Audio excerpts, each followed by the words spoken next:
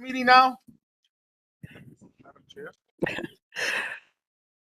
Good evening. Today is Thursday, May 22nd. It is 6:54 p.m. Let us all rise for the Pledge of Allegiance or take a moment to pledge in a way that's meaningful to you.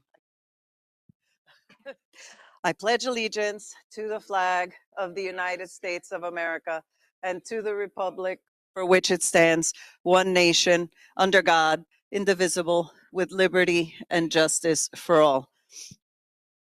Moment of silence for our fallen first responders, medical and military service personnel, and for those suffering throughout the world.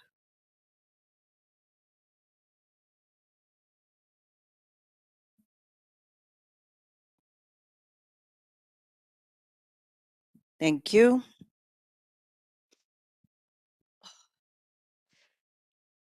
Reading of the conduct statement.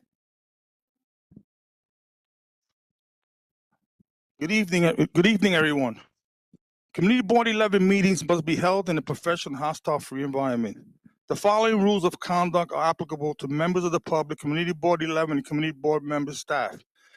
Any actions or behavior that disrupt or interferes with Community Board 11 business will not be tolerated during any Community Board 11 meeting and may result in the individual being asked to leave. If the action or behavior continues, this may be considered disturbing to the peace, and appropriate authorities will be summoned. If the meeting is held remotely, the person may be muted or expelled from the remainder.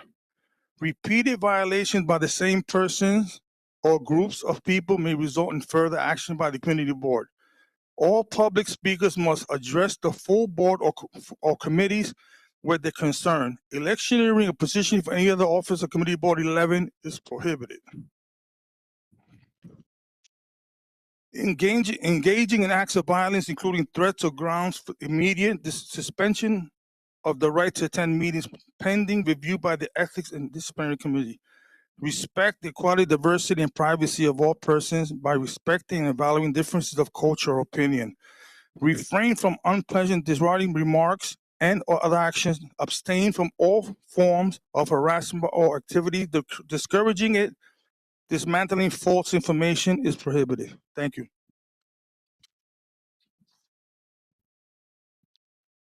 Thank you. So usually this time has been set aside for the public hearing. No one has spoken up for the public hearing. So we're going to do our attendance very quickly.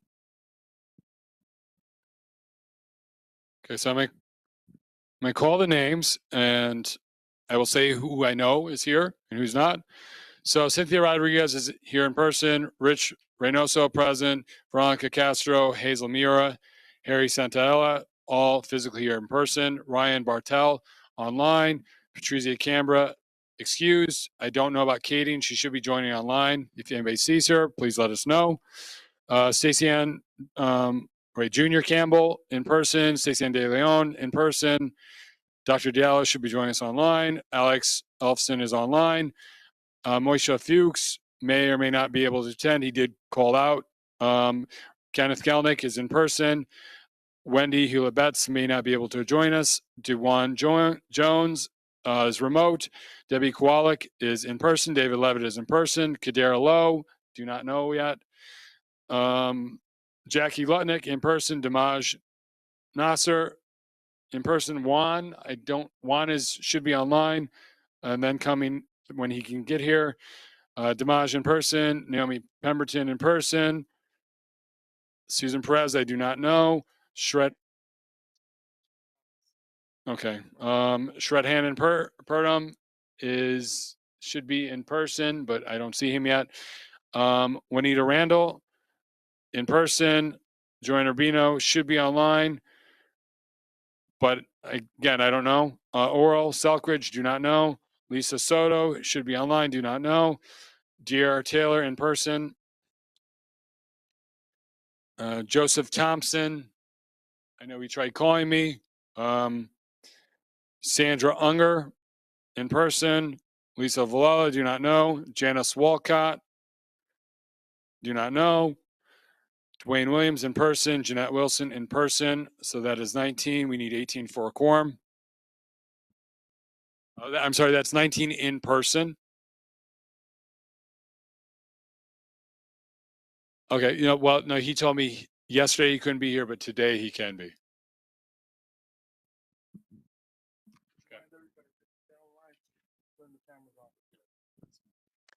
Board members online, please remember to keep your cameras on. Did we have anybody?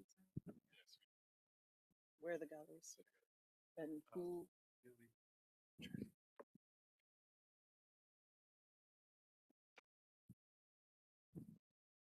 I'm still in the gallery.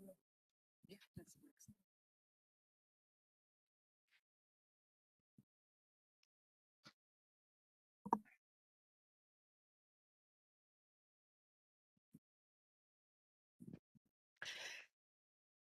So moving on to the gallery session, is Mr. Ed Murphy here? Is there a mic for the gallery? Mr. Murphy, you're up.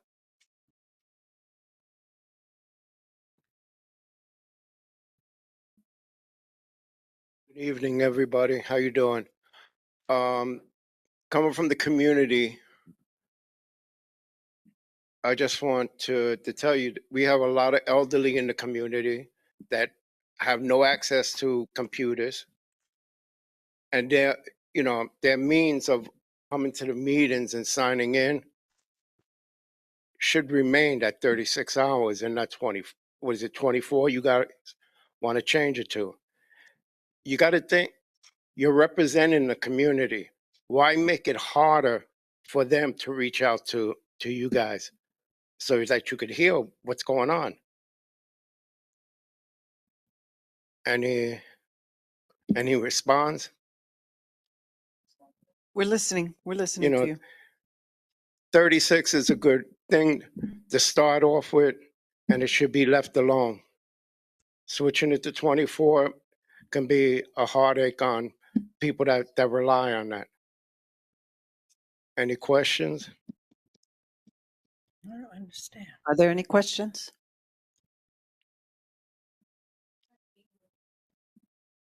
No. You're changing it? What is it being changed to?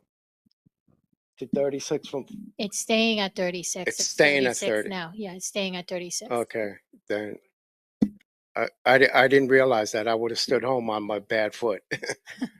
No, we basically, the bylaws changed it from just being remote to making it for in-person meetings as well. That was Yeah. the change for the 36 hour. What? Yeah. So that's what the change was. But Okay. specifically for the 36-hour rule, it was changed from just remote meetings to include all meetings, all full board meetings, whether in person or remote. But we weren't changing 36 to 24. That was not on the table. Okay, Okay, thank you. you're welcome. Anybody else signed up?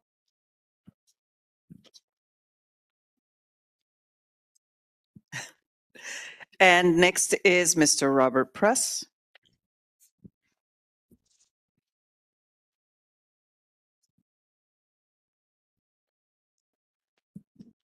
Thank you, Madam Chair. I shouldn't have to foil the attendance of the community board to see which members or member has excessive absences and should be removed from this board, as one member was last year. All right, I was sent this sheet, and it appears that there are about 7 or more currently who meet the criteria for removal because of absence from this board. I'm wondering why that has not been done. I'm also missing 4 committee attendances: economic development, public safety, land use, and sanitation. I sent that to the board chair and district manager on May 3rd with a notice to the borough president's office that I haven't received it as of the 13th. Today is May 22nd, and I still, would you please look at me? Today, I'm sorry, excuse me. I'm taking notes to what you're saying. okay.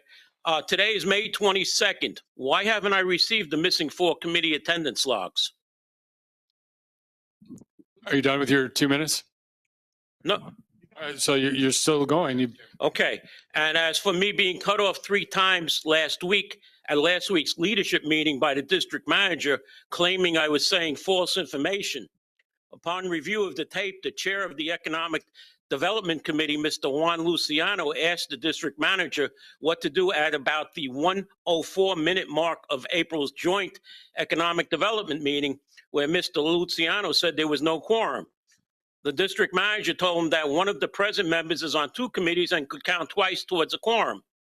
At about the 113-minute mark, Chair Luciano said, "We have a quorum under the Jeremy rule."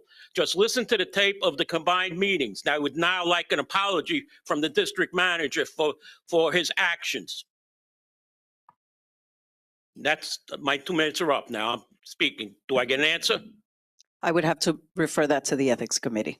And what about the missing committee minute? So it's online. So this is, I don't know if it's on my report, but I know some committees don't have minutes or don't do minutes, whatever. At the very minimum, following every meeting now, I will send Chris, and Chris can verify this. Like last night, we had economic development and public safety. I sent him the spreadsheet. He published it today. It's online. I will send you the links if you need the links, if you don't know how to navigate the website. I can navigate the website, but so in essence, we don't have the missing minutes from the previous year. What minutes we have up. I mean, that's not true. We do have some minutes that are in draft form that need to go up, but at the very least, attendance is going up. Thank you. Thank you. Next is Ronnie Colangelo.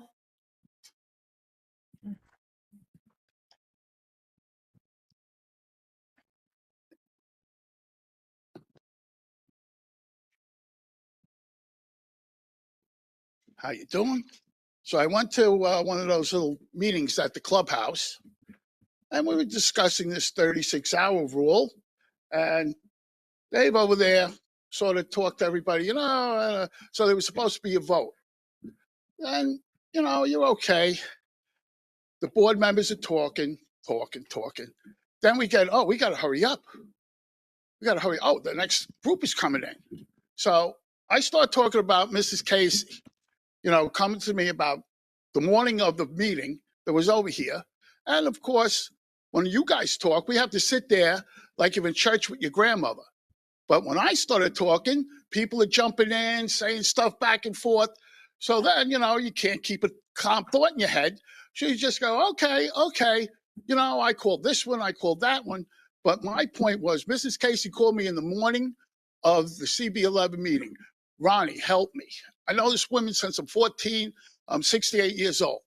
So what am I going to tell her? Oh, you didn't sign up 36 hours ahead of time. You're doomed. And Roger, who lived next door to the project, asking me, how can they open up an opioid treatment center right next door to my house? Most of those places like run by the city or the state.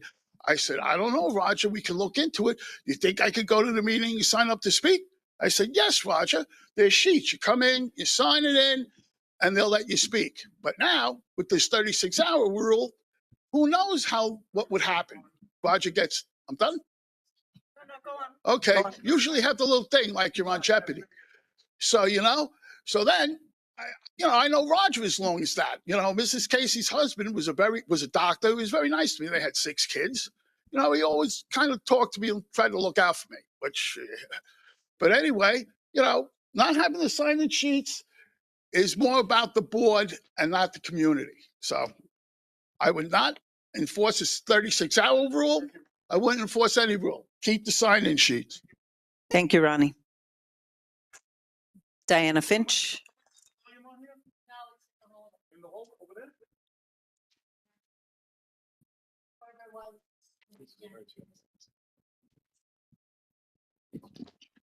You ready? Go ahead. Hello, everyone. Ethics Committee meeting, June 15th, 2021, minute 5044. Reading from the transcript. Chair John Johnson speaking in response to repeated criticisms from 2 community members. Look, I'm a volunteer that comes in and help my community do something good. I spend more time getting pelted on things. My intention was never to come on this board and be under this scrutiny. I just want to help. But you know, there's certain people that have agendas, and then it's like, wow, is this what this community board is about? Is it about just pointing out things just over and over? I'm sure everybody does things wrong. I'm sure there's things wrong with the community board. But you know what? We have good intentions. We want to help people. I do. So when I have to get pelted with questions, what other people are doing, why is this and why is that, it takes away from the positive things that I want to do. I would rather much spend time on addressing issues. Yes, I do. But you know what? It just feels like, you know, I'm really considering leaving. I don't want to do this. I feel like an abuse victim every time I come to these meetings. I also just wanted to note, in voting, an abstention counts as a no. For a motion to pass, there have to be more yes votes than no votes plus abstentions. So abstaining is really the same thing as voting no. Thank you. Thank you. Grace?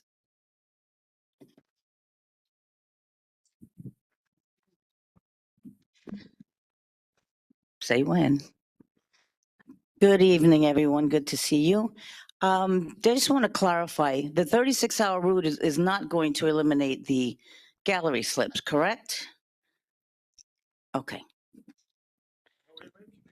All right, so the bylaws committee voted to allow signups to the start, up to the point of the start of the meeting. So that's what's currently on the agenda to be voted on tonight. The 36-hour rule is still in effect for online speakers, right?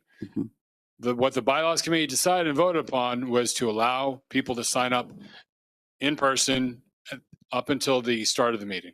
Okay. Okay. Okay, so I wanted to address the ethics committee.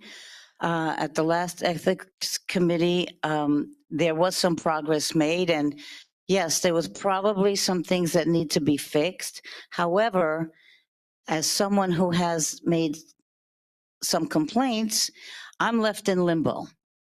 And other people that have complained are left in limbo. Nothing was discussed about what was going to be done with the complaints that are already given to you guys. So it kind of leaves everybody out in the cold. Are we starting over? Do I have to resubmit? I mean, there really wasn't any tying of the loose ends, if you will. The committee plans on hearing those next month.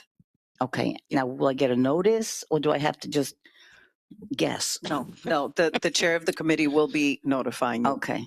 Jeanette, did you want to add something?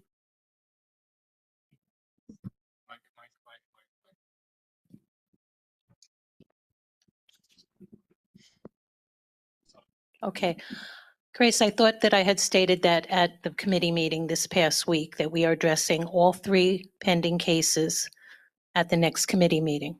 And I will be sending both to the complainants and to the respondents so that we can accomplish it. The goal is to accomplish it so that it's not held in limbo any longer. Good. Thank you Okay? very much. Yes. You're welcome. Yes. Thank you. Thank you. Next is Roxanne Delgado.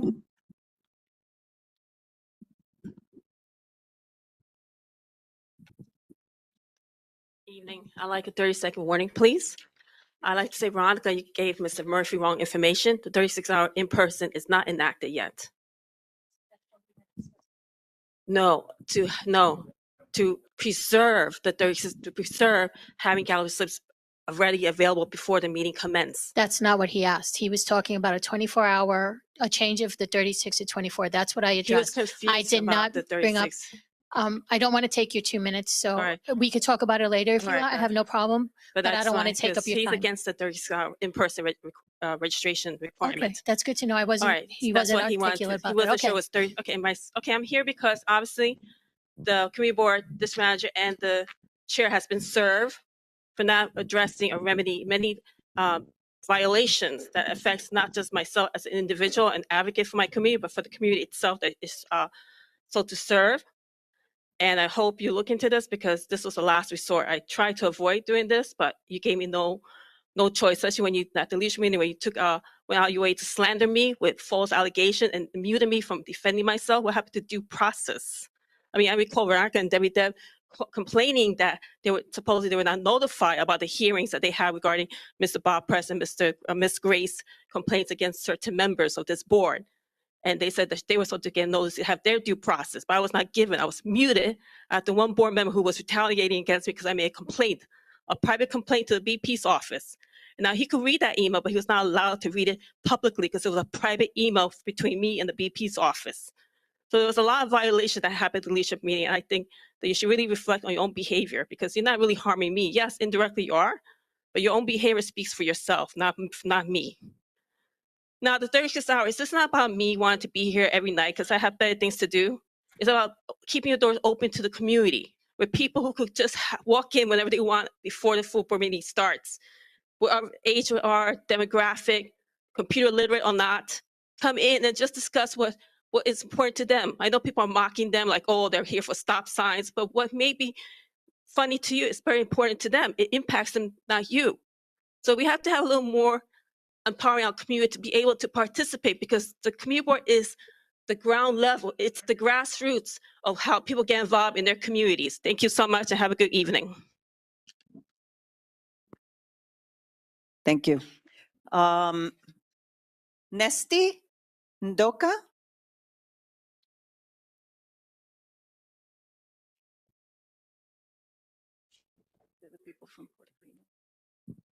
Got your timer ready?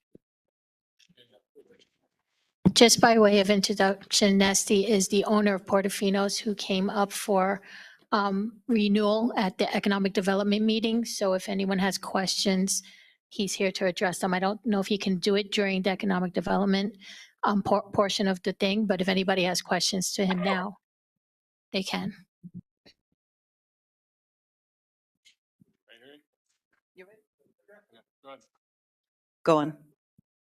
Did you want to speak or did No, you just because- want to wait for questions? No, we're just waiting for questions. Okay. Yes, thank you. Does anyone have any questions to the proprietors of Portofino? The renewal application. So just real quick for way of background, there were 2 incidents last year, and please correct me if I get any of this wrong. One was a shooting in front of the restaurant.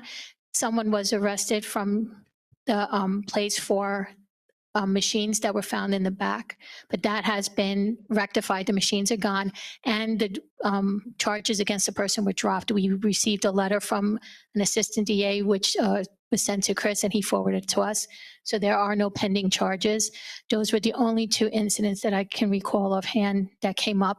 But again, everything was cleared. There was no charges pending. The machines were taken, removed. They weren't being used.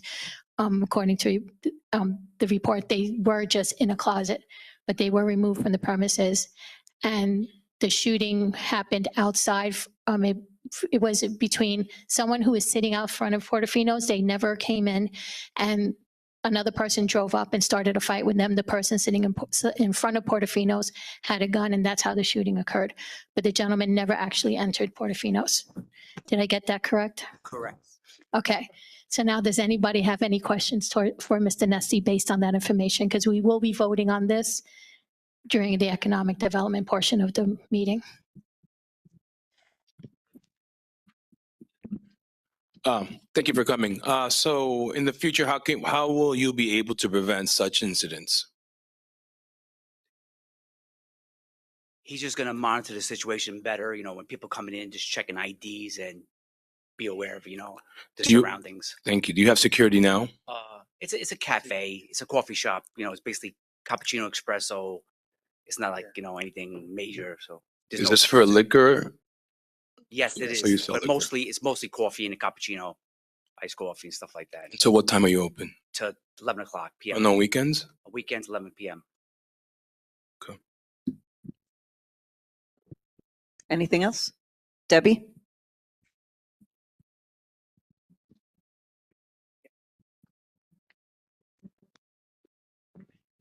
How long have you been owners of the establishment?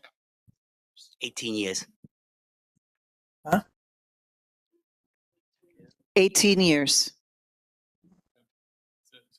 Thank you. Thank you for your time. Thank you, committee.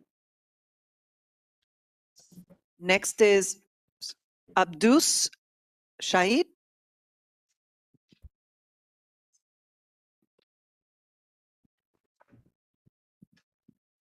Good evening, everyone. First of all, I give thanks to Chair. Give me 1 minute to talk. My name is Abdul Shahid. I used to live Parkchester, Community Board 9 member. Then now I moved to Plum Garden and I applied for Community Board 11 and they told me to come to the meeting. I coming meeting the first time I see how his work. It looks nice organizing this board, better organizing and a nice, event. That's why I coming to thank you. And I also few issue from my Palam Garden. Issue is Woodhall Avenue. Is a two-way traffic. The stop sign is only one side. One side no stop sign. Sometimes people crossing, not give a chance to other people to cross because no stop sign. And I'm requesting board, we need stop sign both sides. Then easy way to cross the people, cross the car. Thank you so much. Give me the time. Thank you. Woodhull, what was the intersection again? Woodhall and Maze and Waring and Astor, all of those black. Woodhull, Mace, Waring, and Astor. Astor. Okay. By any chance, have you submitted any requests to DOT through 311 or anything like that? First time I coming here, I know. I never did done it because Okay. I'm moving for 2 years ago. Okay. And I'm Debbie, planning. sorry. Can you make sure to put that on the agenda for the next, I don't know who else is here from? Yeah. Okay. Yep. So whoa. You're asking for an all-way stop sign? Both way stop sign. Only one way stop sign right now. Right. So right now, if you're driving on Woodhull, Only you- Woodhall stop sign. you had the Woodhull.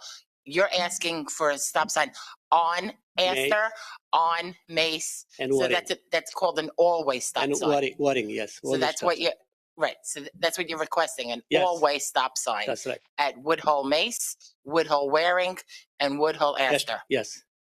Gotcha. Would you mind giving us your contact information so that Hazel's here, she's on the Transportation Committee, and that way we can give you the information for their next meeting and you can come Thank to you. that one. All Okay, right, so okay. just make sure you put your number down here for us, please. Thank you. And that concludes our gallery session. Thank you.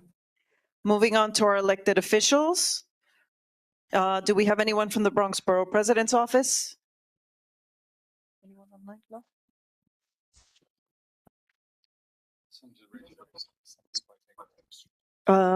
Oh. Okay. Councilmember Felice's office. If you can raise your hand for us, if you're online. Councilmember Marmorato's, oh, wait. Good evening. Nicole is here. Okay. Nicole, you're up. Yes, thank you. My name is Nicole. I'm from the Council Member Office of Oswald Felice. In terms of events, I just wanted to make note that on Sunday, June 1st, from 12 to 5, we will be having our annual Felice Festival. The location is still to be determined, but as soon as we get the confirmation of the location, we will be informing that in the next upcoming meetings. So be out on the lookout for that, or you can reach at our office at 718-842-8100 for this event. I also wanted to note that we also have free notary services to all the constituents. We also have free legal housing attorney that's providing free legal services for constituents with housing questions or concerns. We also have a free legal citizenship attorney there providing free immigration services to the constituents in the community. And they're available by Tuesdays by appointments. And our office is available from Monday through Friday from 10 to 5. And we're located at 573 East Fordham Road. Thank you and have a great day, everyone.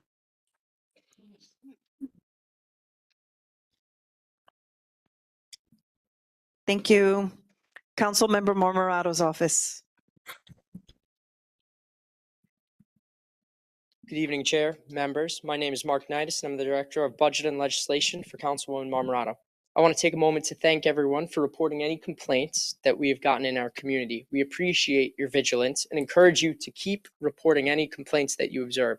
These reports help our office address any issues promptly and effectively. So continue to submit any 311 complaints so that NYPD, DEP, or the proper agency can respond accordingly. It also helps to have these things documented on the record. It allows us to bring more resources to the district where we can throw numbers at the agencies and say, hey, we had 120 311 complaints for this issue.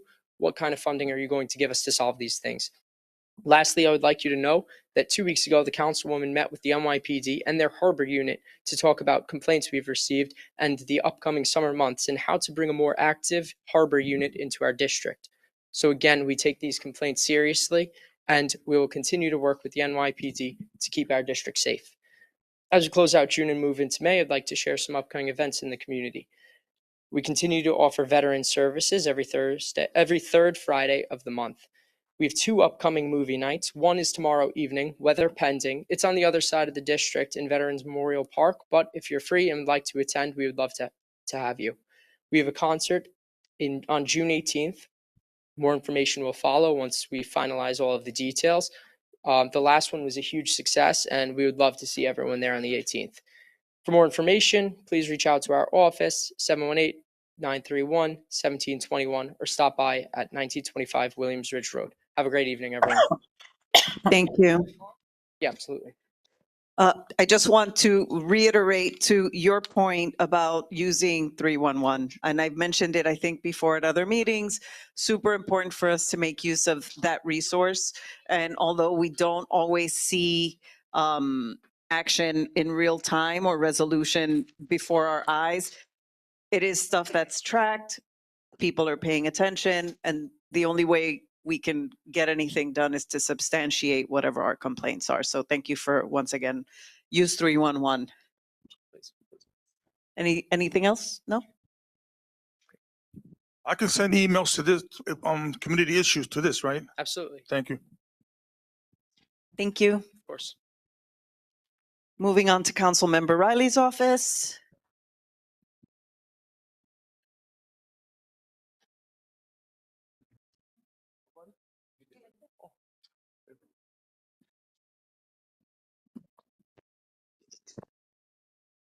Hello, everyone. I'm Kevon Bolt from Councilmember Riley's office, and I'm just here with a few community events that we have coming up.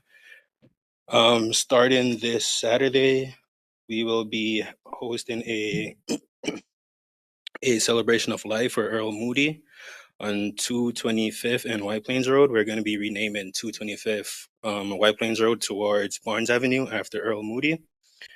We also have our New York Link information session coming up Wednesday, May 28th. That will be taking place at Parkside Community Center, and that starts at 6:30. We also have a housing service resource fair that's coming up June 3rd, and that will be taking place in Dreiser Community Center. I also want to mention that we started our White Plains Road Neighborhood Planning Committee, which is a committee that we're putting together to revitalize White Plains Road, bring new businesses, new infrastructure and stuff like that. So we need the input of the community to give us ideas and solutions to the problems that you're facing day to day on White Plains Road. Any questions? All right, thank you. Have a good Thank night. you.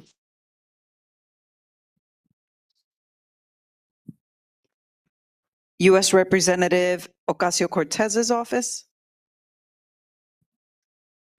Hello. Hi. Go on.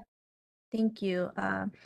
Good evening, Community Board 11. My name is Catherine. I am with the Office of Congresswoman Ocasio-Cortez. This week, the Congresswoman was in D.C. for budget reconciliation, which is a process used by a majority party to bypass the Senate filibuster and pass legislation on taxes, spending, and debt limit. The Congresswoman has been working around the clock to push back on cuts to essential social programs, such as kicking 13.7 million Americans off their health insurance and cutting SNAP funding by 30%. The bill passed the House early this morning. If you have any questions on how this bill will affect you and your family, please reach out to our office. Yesterday, the Congresswoman formally reintroduced the Defiance Act, a bipartisan bill that would create a civil right of action for the victims of non-consensual deepfake pornography. The bill is co-led by Representative Laurel Lee and Senators Durbin and Graham. Our office is reaching out to small businesses in our district to learn how the recently announced tariff policies are impacting local businesses, workers, and consumers. Responses are confidential and no personal information will be shared without your permission. If you or anyone you know would like to take the survey, please let us know and we can send you the link.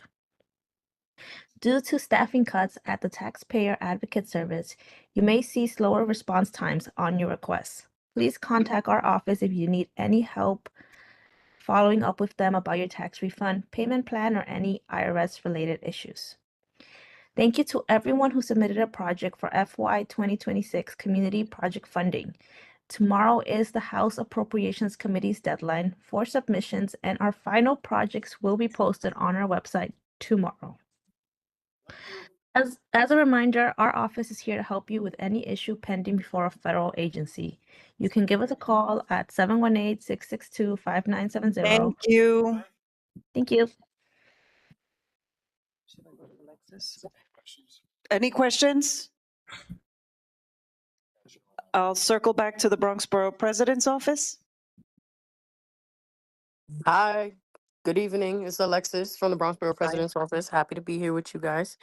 I just wanted to say a few words. So we're currently conducting interviews. If you have not scheduled a community board interview yet, please contact us at your earliest convenience. And this is just for new applicants. Obviously, we're pretty much done with all our interviews for reappointments. Also, Borough President Gibson joined health activists to call on the city to declare a diabetes health emergency. Participants called on the city to activate a citywide diabetes prevention program to train residents to lower their blood sugar levels and avoid the skyrocketing number of lower limb amputations and dialysis. I also shared the May community board report from the Borough President's Office with the board. If anyone in the public is interested in reading that, you can also reach out to me and I can share that with you. Just want to say my number, it's 718-590-3913. If you have any questions, please feel free to call me and I will be here for the remainder of the meeting. Thank you so much for the time. Thank you. There's no one from the mayor's office. No, I'm just. Senator Rivera's office? I didn't-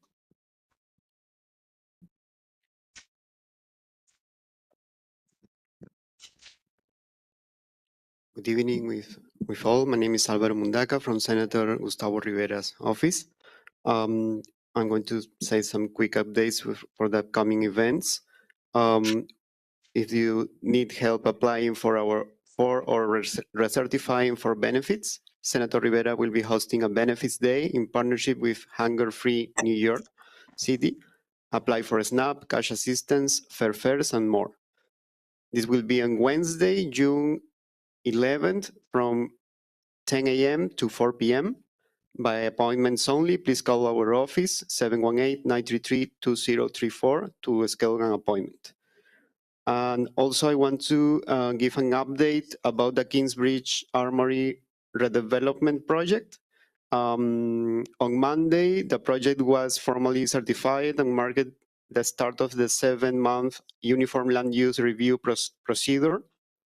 This means that the Department of City Planning has deemed the application ready for public review. So your voice needs to be heard. In the weeks ahead, Bronx Community Board 7 will host 2 public hearings to inform the community about the proposed development and offer opportunities for public input. There are some flyers in the desk if you want to know more details, or you can call our office to know more. Thank you. Thank you. Senator Bailey's office. Good evening, everyone. Thank you so much for your time. I just want to let you guys know that tomorrow we're having a Memorial Day commemoration. So that will be at Woodlawn Cemetery, and the address for that is 4199 Webster Ave. That'll be a great way to pay respect for those who give their lives and have passed for our country, and as well as next week we have our Taste of the District, which will be at the Northeast Bronx YMCA. That'll be from 12 to 3. And if you have any questions for us, especially in terms of the state affairs or anything of that nature, please call our number at 718-547-8854. And my email is rali@nysenate.gov. So please email me if you have any questions at all. Thank you. Thank you.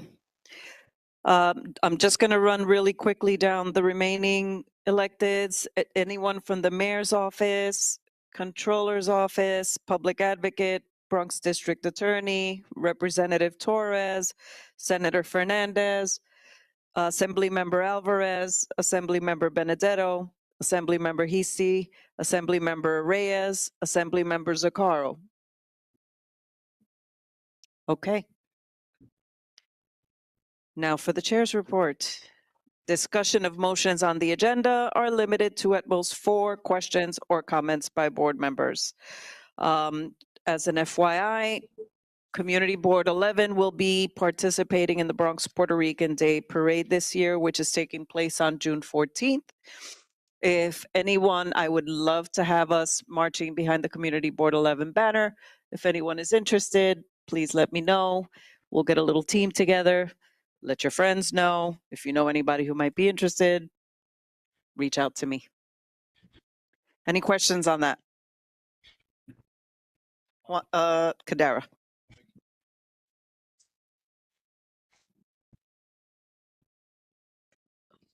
I'm sorry, for the parade, is this a local parade or the parade that they have in New York every year? The Is Bronx this one. local Bronx The one? Bronx I one, didn't know yes. one existed. Okay, thank you. Thanks. And moving on to Juneteenth, Stacy and I so far are trying our best to kind of gather our wits about us with regards to the Juneteenth. We need help.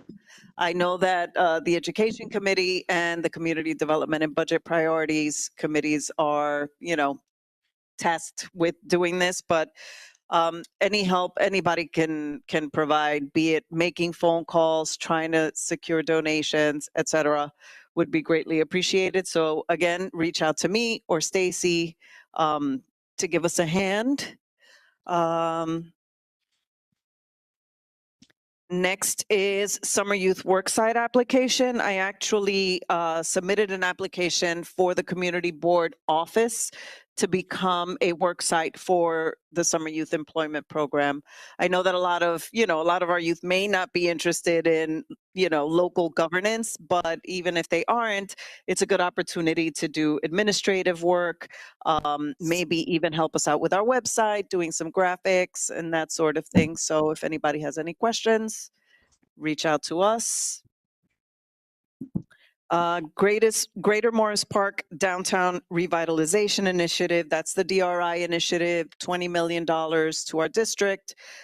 Jeremy went to a recent update workshop, so I'll give him a moment. So this is the $20 million grant that was awarded by the state for the Bronx for what they call Greater Morris Park area. So it's basically south of our district, south of Pelham Parkway.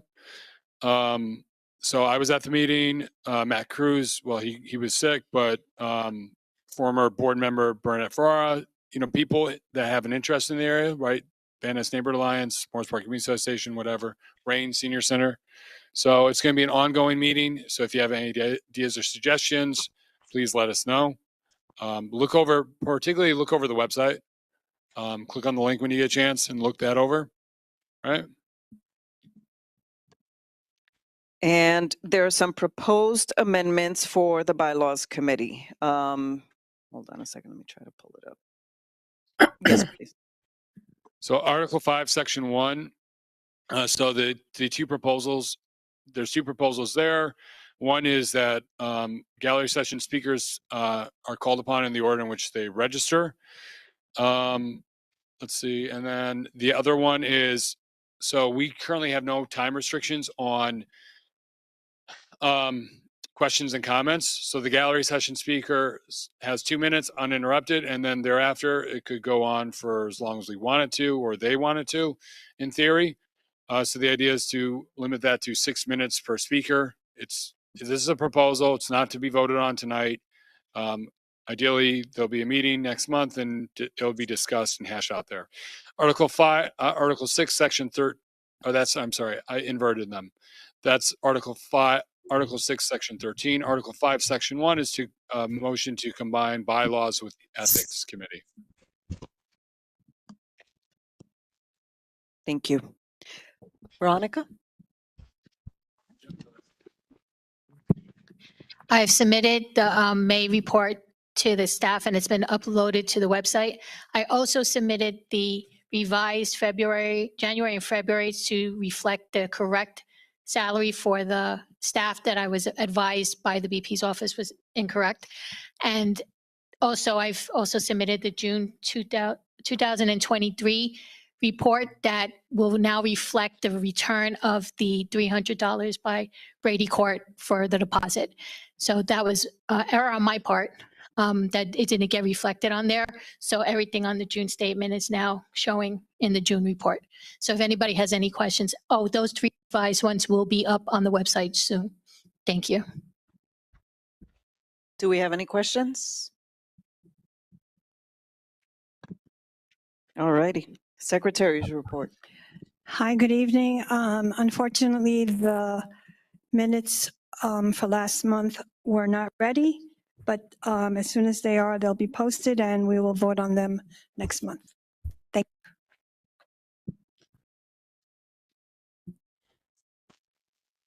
you. District Manager.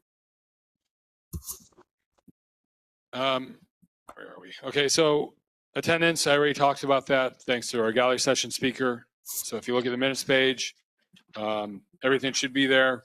We got a request not just from a member of the public, but we got a request from a board member about attendance. So this will hopefully help alleviate concerns from members of the public as let alone board members. So please go on there, be mindful of whatever committees you're on and look at your attendance. If you see something wrong or say, oh, but Jeremy, I texted you or I emailed you. Ideally, you're going to email us at every point. That way, it's just trust me, it's better. That way ideally you notify the chair of your committee and then you CC staff, or if it's the full board meeting, you email Cynthia and you CC staff. New board member bio, Lisa Villala's bio is on there. I'm still waiting for some of you who promised to do bios but have not done bios yet.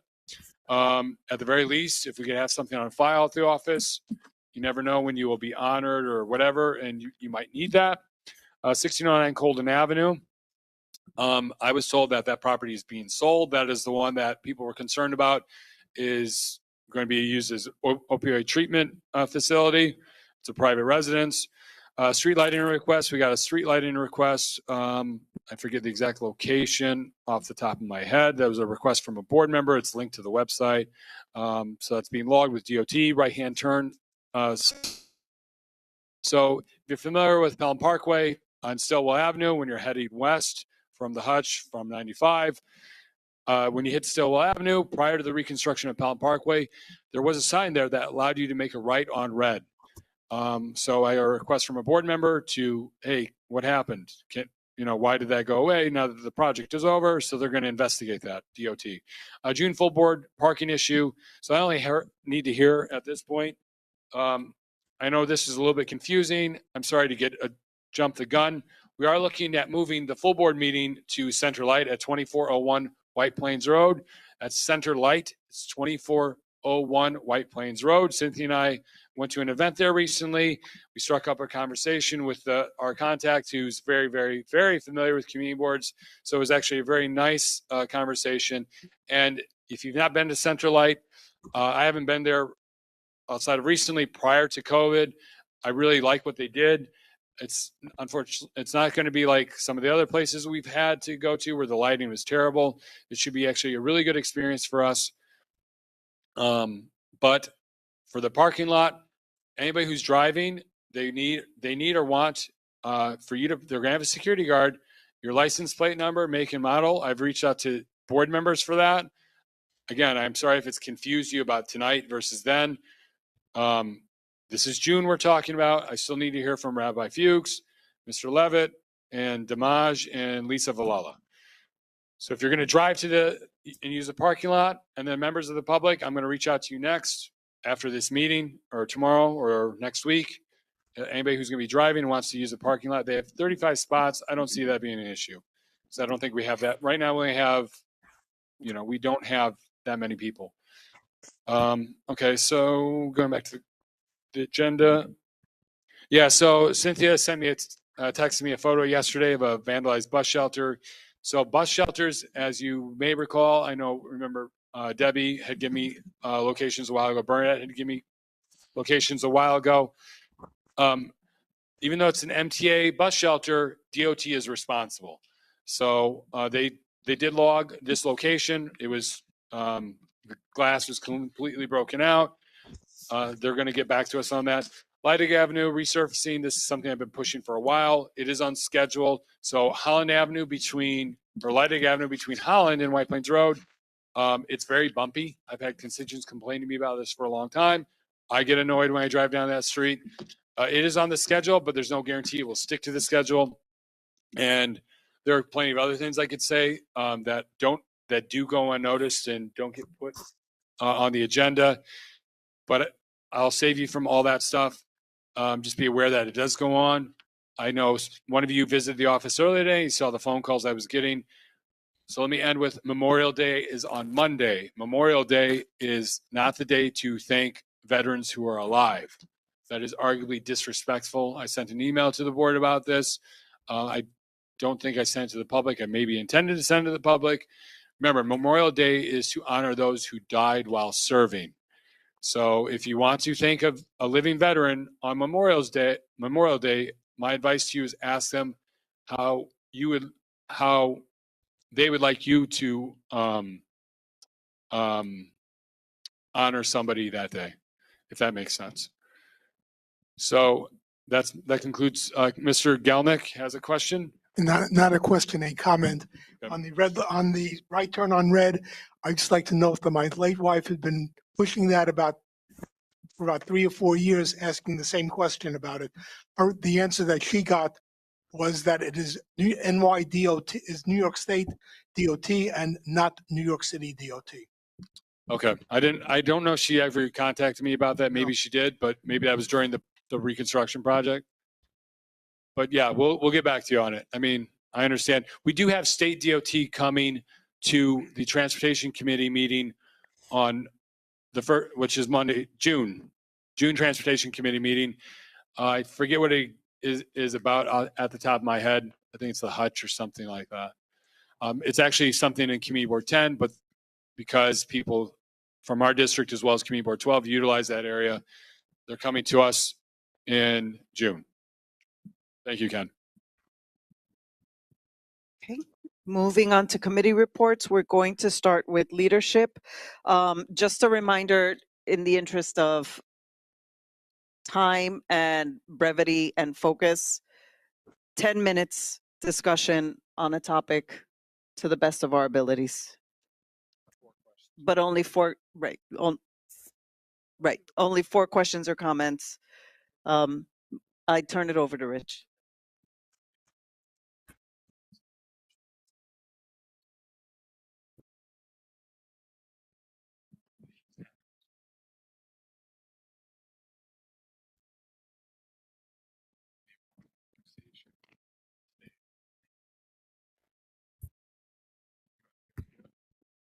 Okay, so we were given an opinion by the State Committee on Open Government about the apology part that cannot fly basically.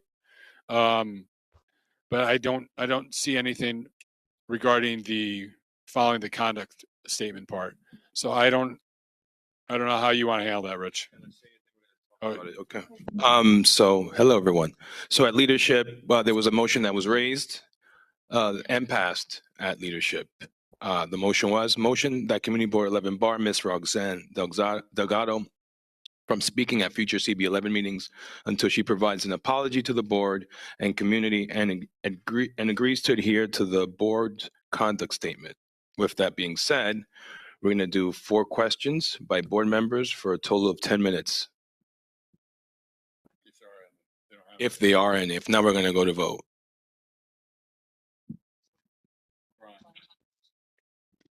Rich, I think we need to make it clear to the board about the opinion that we had gotten. It's about her giving an apology, but I believe we're waiting to see if we get an opinion on whether or not we can make her adhere to the conduct statement. Is that correct, Jeremy?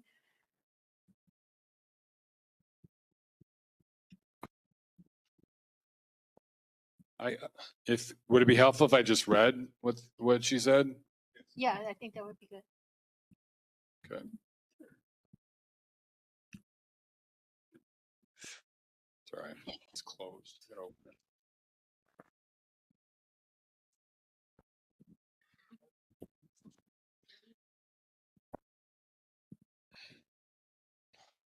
I'm just waiting for my Outlook to open. I closed it thinking I wouldn't need it. Now it's taking forever to open. Okay.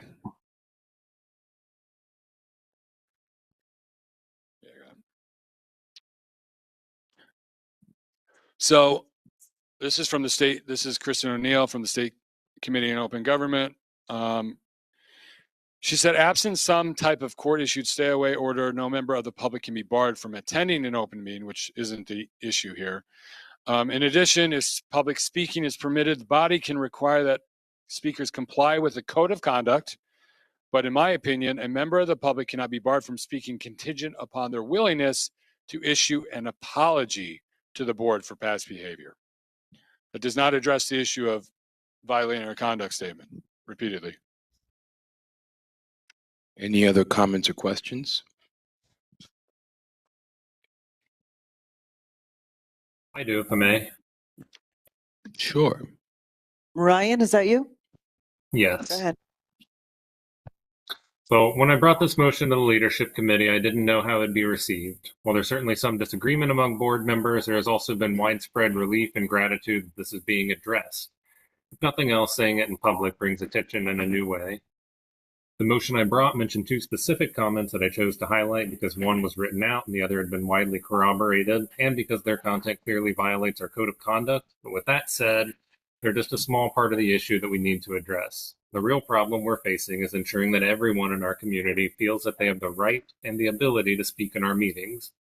Discriminatory comments left unaddressed can make marginalized people feel they're welcome, and we need to aggressively enforce those parts of our code. Beyond that, Ms. Delgado frequently interrupts board members and community members while speaking, on display at the leadership meeting, and abuses gallery speaking time limits. When other members of the public strictly adhere to the time limit, this effectively gives her an outside voice on any issue she chooses and minimizes the voices of those who follow the rules. Instead, I've received great support from members of the public, as well as past and present board members, but I choose not to name any of them for another reason: we need to take a stand. Ms. Delgado has a well-documented history of threatening and harassing members of the public and board members, to the degree that this board paid for a legal cease and desist notice to be sent to her regarding this conduct. No one can feel safe speaking when this intimidation is the expected result. My aim is not to silence anyone, it's to try and have orderly meetings. I myself have taken up the charge on multiple serious issues that Ms. Delgado has identified, and I recognize the tenacity she has for the issues she chooses to pursue. My aim is to ensure that everyone has an equitable right to speak here. There's a concept called the paradox of tolerance that says that if we tolerate intolerance, the intolerant will use that to gain power and silence others. We cannot allow one voice to drown out others in an attempt to let everyone speak while compromising our responsibility to make sure everyone be heard.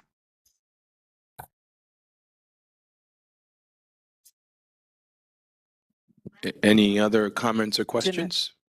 Jeanette?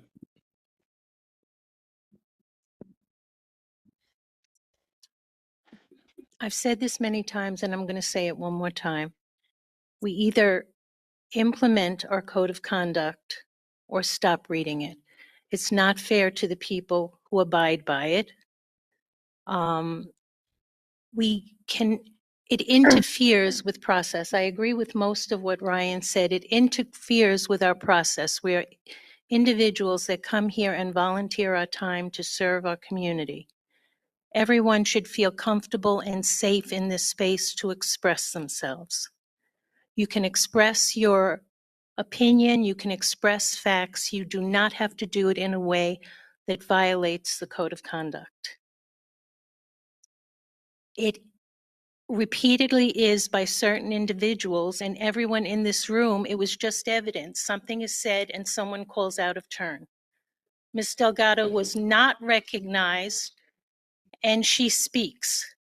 And she continues to disrupt meetings, which is clear that she totally disrespects the process and the code of conduct. If we continue to do nothing, then how can we be either respected or effective as a board? Thank you. Anybody else have any comments, questions, or comments before we move to vote? Look, anybody? I have a question. Hi, Kadian. Go ahead, I guess. Is it beyond our scope within this body to, when people violate code of conduct and things like that, if there's any medical or mental health, like if there's anything else going on with that individual that is contributing to the behavior? I know that we're not doctors, we're not clinicians. I mean, I am, but my first thing is there anything going on here that's making this individual behave in this manner that I guess is beyond us to address, but to take into consideration? Maybe if we can provide some kind of support for that person. I mean, if that's taken off the if that's like ruled out, and this person naturally knows what they're doing and they're violating and they're violating the code of conduct, do we factor that in, or we just that doesn't really matter? We just see them violating it and we just use that as fact and we just move forward with our decision making?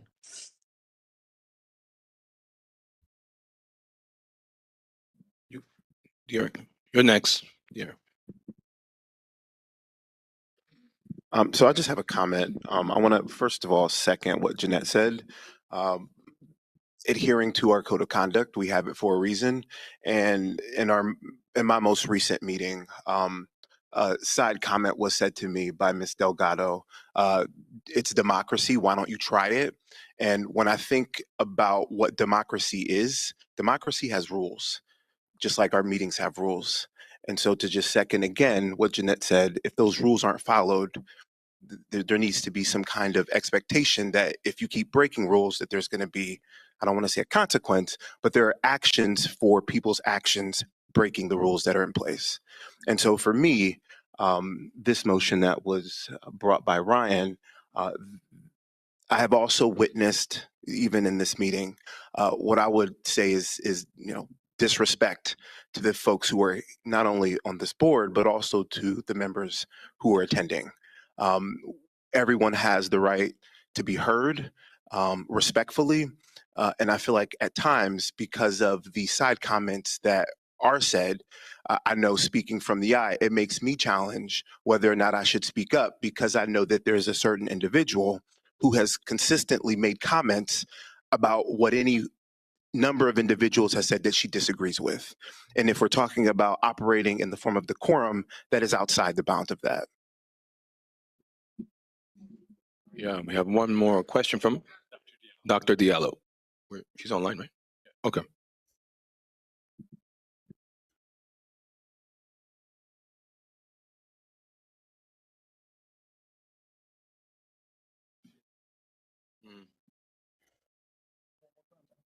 Hello, can you hear me Yes, you're on. I put my comments online and sent it by email, but I just want to reiterate again, which has been going on for too long, and as Janet said, it needed to be implemented first. So I suggested that we amend the code of conduct and have some step to follow. You know, those, so everybody coming and speaking, they will know these are the steps we're going to follow. And when you don't comply with those steps, we're going to bar you for coming to our meeting and speaking here. So we need to really be forceful and enforce our code of conduct to anyone coming here and speaking in public hearing. Thank you.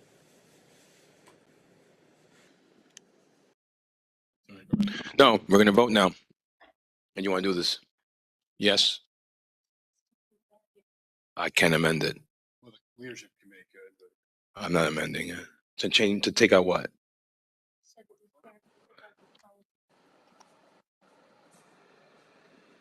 the leadership committee would have to. Yeah, but Obviously, yeah, I'm not doing that.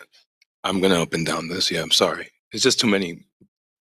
If I can speak, I'm not asking to amend No, it no, no, no, now. no, no, no. There was something else here at the table. We can move, we can vote on this now and move on this now. And then later we can amend, but people we have to be clear about our code of conduct and our decision making. So people will know and take us seriously. So this kind of behavior cannot be tolerated anymore. So we need Thank to you. let everybody know that this is how we function. Yeah, and thank you. All implement right, it let's for up and down everyone. this. Thank you. We're sorry, we're done. We had the 4 rules, the 4 comments and questions. Do we, you want to do the no's and abstentions first? Let's do no's and abstentions first. Do you want to do roll call? No, then we could see we could do a voice call. Up to you. Let you do. No, yeah. All those abstaining, say aye. Aye.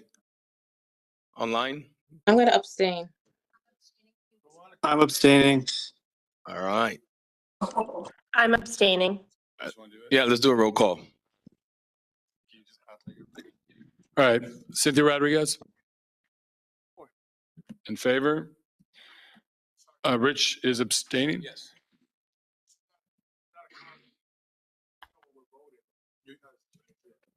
The agenda. The agenda as it is, as written.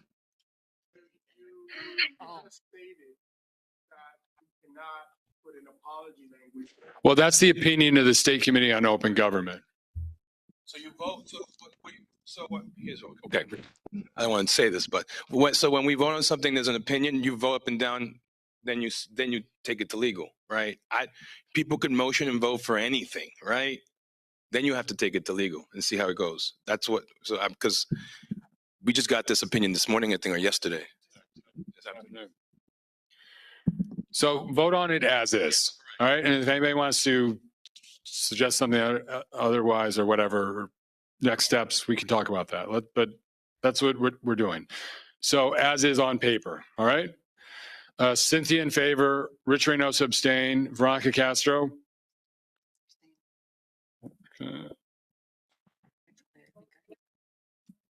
Yeah, so then we should. Yeah, I mean, Why don't we just table it? I'm gonna say something real quick. Yeah, go ahead. Hold on. Just because you feel a vote's going a certain way doesn't mean you get to table things. It was motioned, you vote on it. You vote with your gut, that's it. Just because you see the wind is blowing that way and you want to change it, no. Vote as is, and then we can move forward.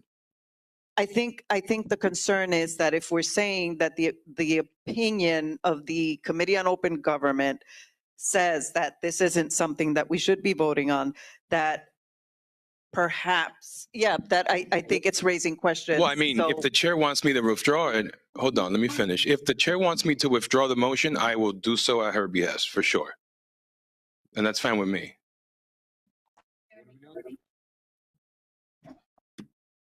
It's not a matter of we're seeing it going a certain way. It's a matter of we were advised that we should not be voting on something, barring someone based on an apology, but we're moving forward with it anyway. That is a concern to me since we have already been advised that we shouldn't be doing it. I think normally then you can vote with your conscience. I'm not amending it right now. I'd May rather I take say it back to something? leadership. Go ahead, Ryan. I mean, I agree with Veronica and Cynthia. We should withdraw it. There's no reason to vote on something that we can't enforce, right? If it's an illegal condition, there's no reason to vote on it. No reason to talk about it. We've already gotten the opinion. I think that it should be All withdrawn. right. All right. Listen, that's fine. Motion to withdraw the motion. Second. Anyone opposed? Anyone abstain? Hearing none, it's withdrawn. Thank you, everyone. Let's move on. Bylaws. Sandy.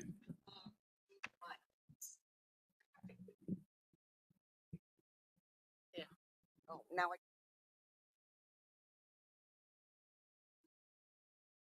Okay, it's not, is it on? All right. First of all, when I'm looking at the bylaws changes with Article 5, Section 3, I do not see that we approved the combining of the Economic and Public Safety Committees. That is eliminated on the. Oh, I'm looking. Okay, at the I don't know. one that What just was it? got. So look I'm at sorry. page 1. I'm sorry. Which does it say? Does it say May or June? Oh, I thought I had. Because there's 2. You wanted both copies. So I was looking at the June. no. June is the new proposals. May, what says May at the front page. Oh, okay. That's it. All right, then All right. that's fine then. But then it should be on the June. Oh, No, because it's not been passed yet. all right. So we approve, or the bylaws approve the community development and budget, the economic development, I'm sorry, and public safety. Mea culpa, I only got one and it was the wrong one. Okay. And then we were going to vote on, the article, let me make sure now I have the right one. Sorry about that since I had the wrong. So Sandy, if I may help you. Yeah, go right I ahead. apologize for, I joined the 2 together when they were voted separately. So can we start with the Article 5, Section 1, which is the merging? We'll vote on them separately because I think people are going to vote on them. I mean, that's how you did it in committee anyway. That's my mistake, okay? All right. So- And then the other thing was with we in the committee had wanted to vote on David's recommendation. Yeah, so- to allow. Yeah, so The can signing we of- come to that one after the first one? So the motion that you approved in committee is to amend Article 5, Section 1, which is the description of the committees and the bylaws. It's combining economic development with public safety. So they will be a joint meeting. They will be a joint entity going forward, correct? Right. Correct. Okay. All right. So And the other one was David. So hold on, no. So let's vote. But before that, any discussion on that by Any anybody? discussion? Okay. So you want to call for? I want to call for a vote. Okay. All right. All in favor, say aye. If you don't mind, it's easier if we just do, if there's any against or abstaining. All right. Any abstentions? Any objections? Or no vote? One objection so far, Naomi Pemberton, and I hear one abstention online. Yeah, Alex is abstaining. Alex is abstaining. So that's, and then Ryan has his hand up, but I'm not sure if that's in regard to this. No, okay. So then motion carries. Motion carried. Okay. Okay. So there's an extension for Alex if you didn't get that area. That was the only one? And All right. one against by Naomi Pemberton, right? And the next motion that we want to vote on is the one that was proposed by David, and I think it will make everyone happy. And that was in-person speakers may register at any time prior to the start of any full board meeting. Okay. Any Maybe, yeah. any discussion? Yeah. Any Hold Any- on, we're clarifying. Yeah. Thank I'd like to say something on this one. Hold on, Ryan.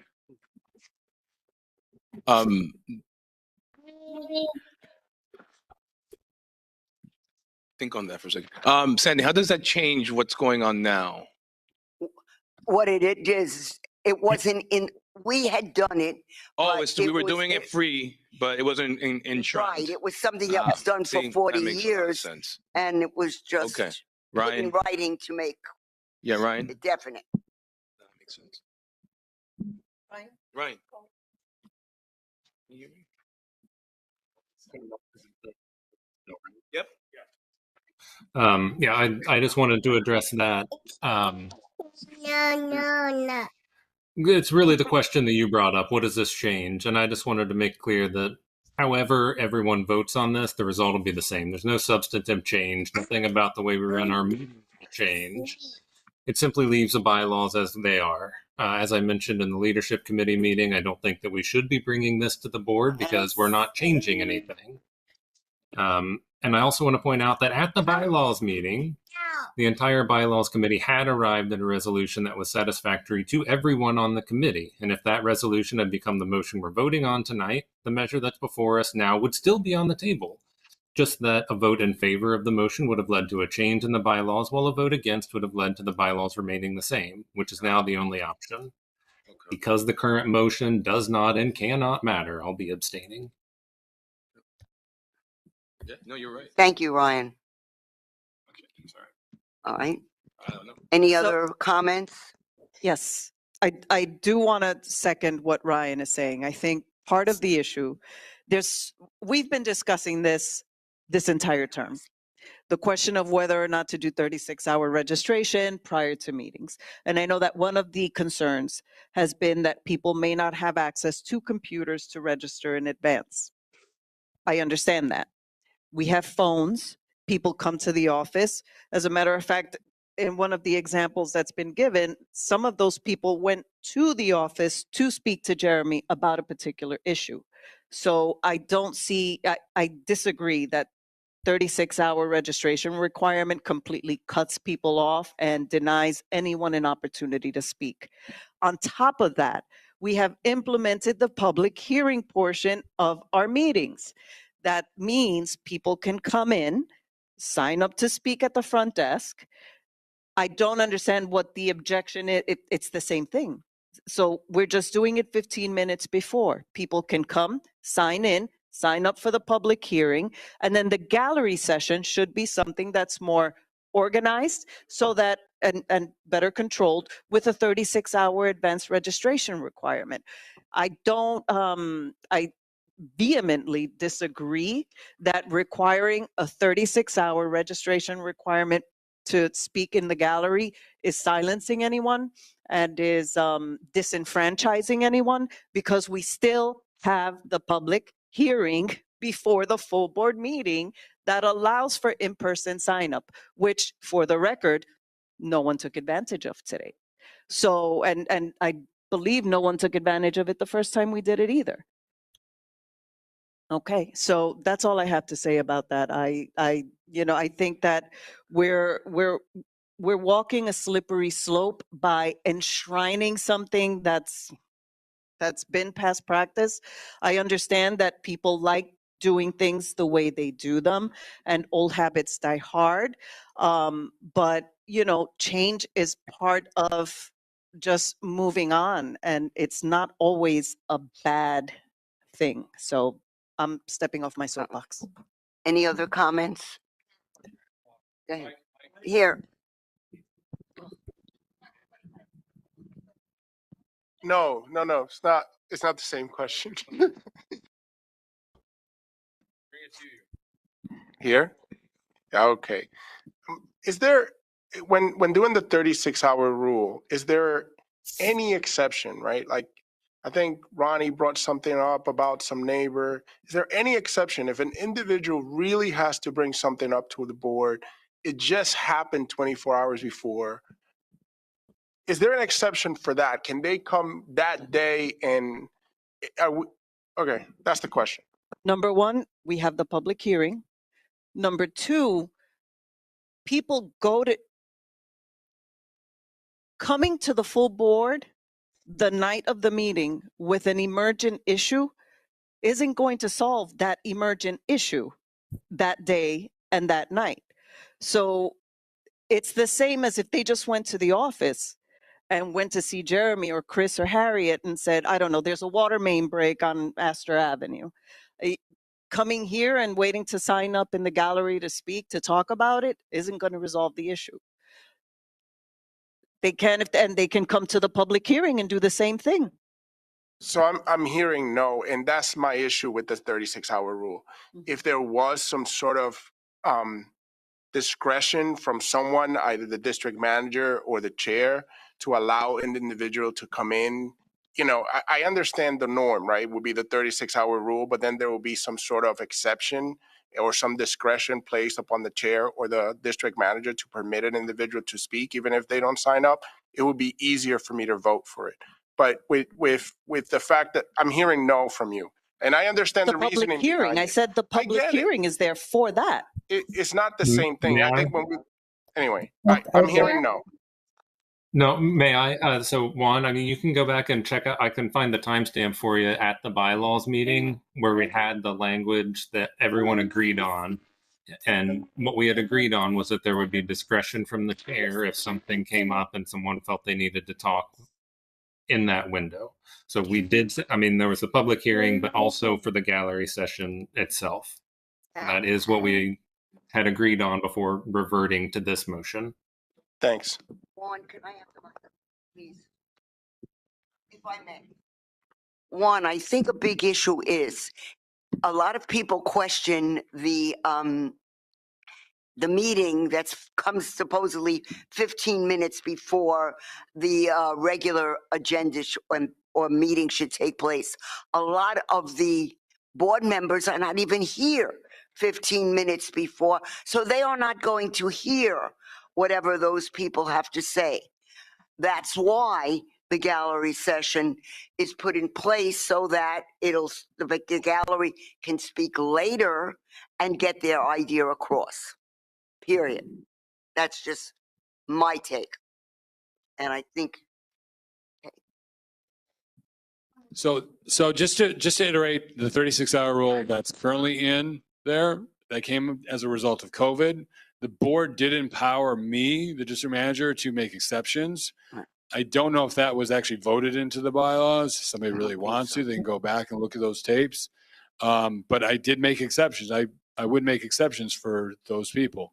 But again, he answered your question with Cynthia, right? I think that's. all right. Any other comments? Yeah, it's Joanne Rubino. Can you hear me? Go ahead, Jen. Yeah, Okay, yeah. Yes, yeah. Joanne.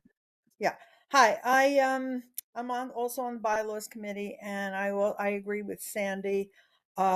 15 minutes before, they might not be here, or you know, all the board members may not be there, or they're getting settled, they're not really listening. I mean, maybe it'll improve in the future, but if there is an emergent issue, I would like people to have the right to say what they have to say on the day, even if there is no even if there's no warning. I mean, if people want to sign up 36 hours before it could be on the agenda, they don't have to be on the agenda. They never were before. So I just don't agree with it. Thank you. It's four. I think we have the 4 questions. I think at the least. Mm-hmm. All right. I know, Jeanette, I think I thought we had the 4 already. Well, One more. oh, sorry, Mike. Because I'm a bit confused. Are there exceptions to the 36 hours? Because I heard different things. So my question is to clarify, if someone has something and they maybe don't want to do it in the public hearing, they want to do it at the full board, it's important, they didn't know 36 hours, and are there exceptions if something is important? Yes or no? Go ahead, Sandy. That's why we put in the ruling, or we're asking for people to vote on people being able to register to speak for the gallery up until the time of the meeting. No, I think it's different. That's not what I'm asking. I want to know is if we leave it at 36 hours, is it just 36 hours, no exceptions, or 36 hours? And if something comes up that's important at the last minute, are there exceptions made? That is my question. I think right. That would depend on how I would vote.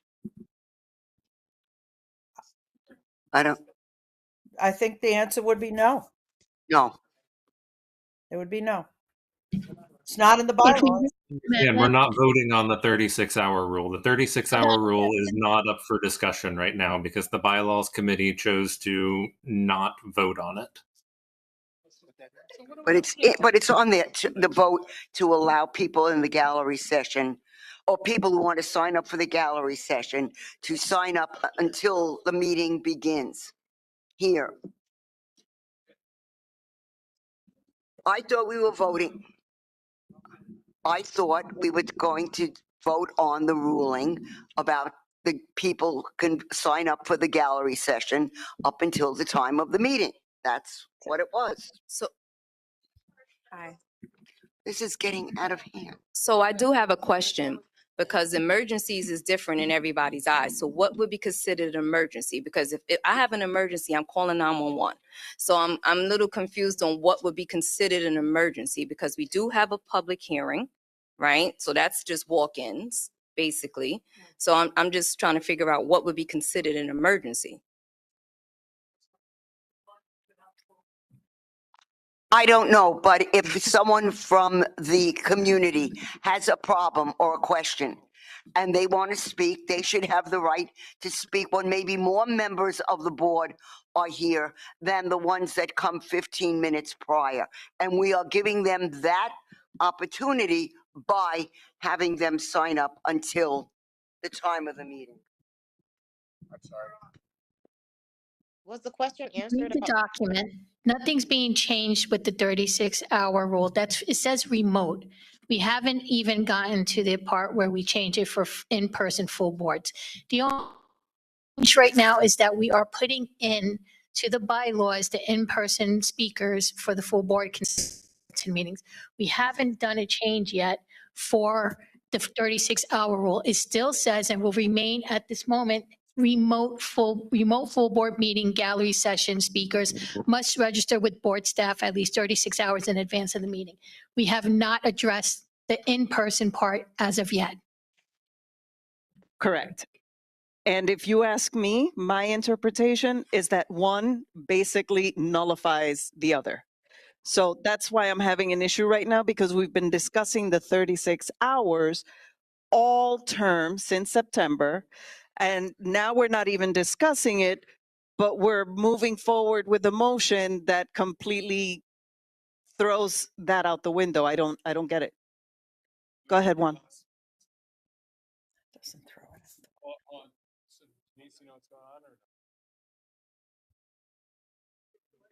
Well, They're back. They're back. Juan? Is it the last one? Not for the people that come here. That's what she's trying to explain. Yeah, actually, I don't have anything else to say. Well, the thing is that the issue with the whole conversation that we've been having with regards to 36 hours has been to implement it for in-person as well. That's exactly, which is the issue because it was supposed to be, and it's not. So I don't know how to move forward. I personally don't feel comfortable voting on something that was presented 2 months ago that essentially negates what we've been discussing since September because somebody came to a meeting and basically yelled at the committee. I'm just saying.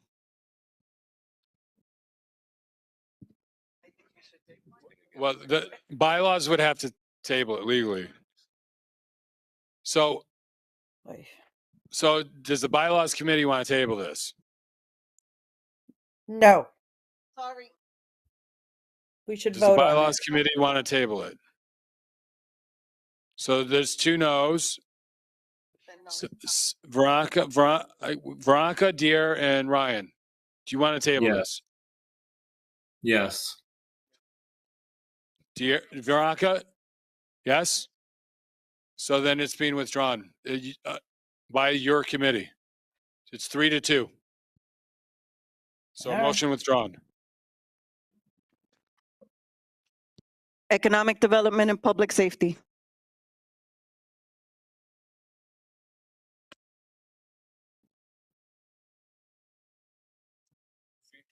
Yeah, sorry.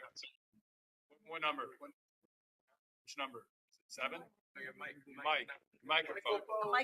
777. I actually heard him. I was listening on the phone the whole time. So the gentlemen from Portofino were here. They were present to answer your questions. I believe that Veronica laid out the concerns that were raised at the meeting. So you understand, generally speaking, our committee, well, let's take a step back. We did not have quorum at the committee to make a motion. So the motion will be made here for the first time. Someone will have to second, we will have to have a discussion, et cetera. As a general rule, the committee approves renewal applications for liquor licenses, right? Absent, something completely offensive to the community, et cetera. We asked them to come to answer the questions for you because we thought that you will have questions, and they have already answered the questions. So I hope that when we get to the discussion part, that part will be kind of taken care of. So our motion, as we generally do with renewal license, would be to send a letter of no objection to the liquor authority to renew their the liquor license for Portofino. Is there a second? A second by Mr. Santaella. Discussion.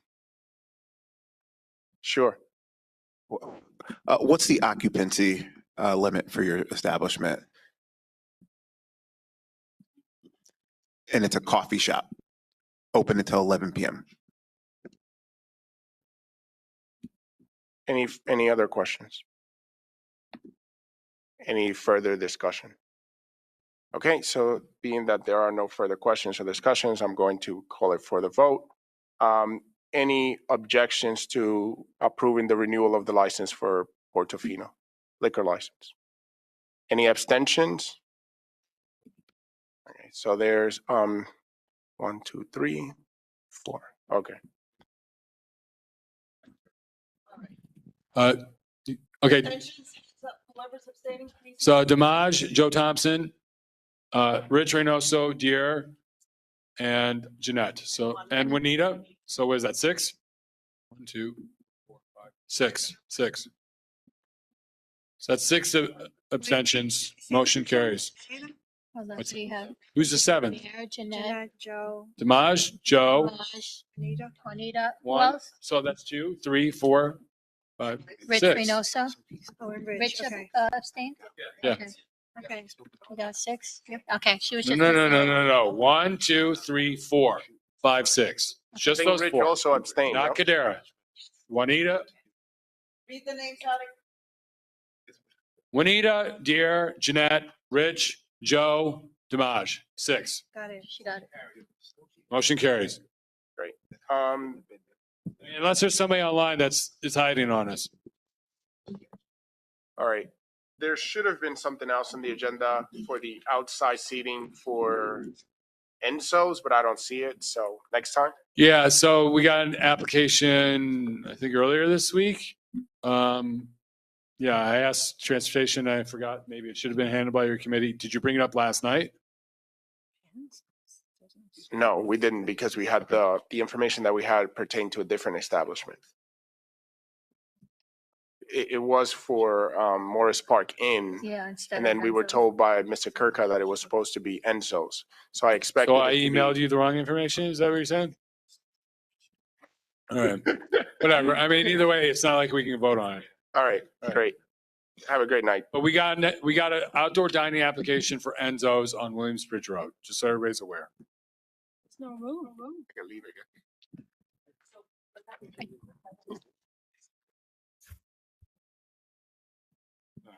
Nominating and elections.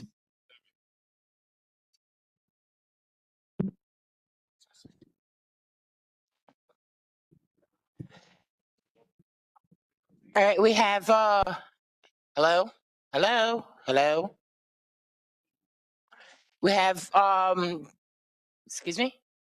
Okay, we have, nominations and, for treasurer and sergeant of arms.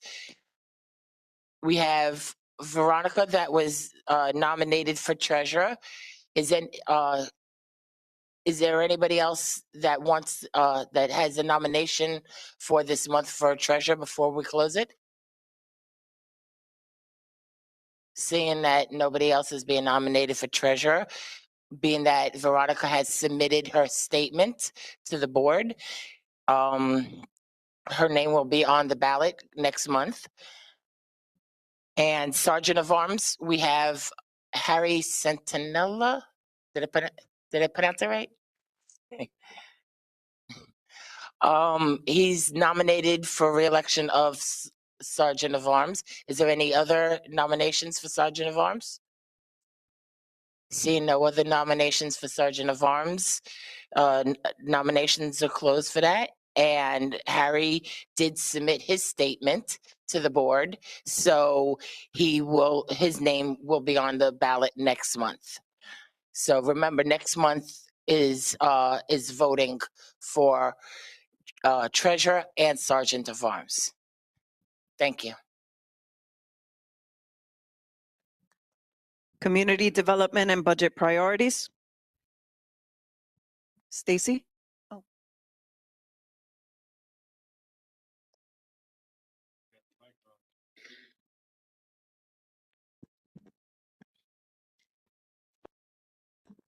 Hi, good evening, everybody. Our next meeting is scheduled for 5/28/24 at 7 p.m.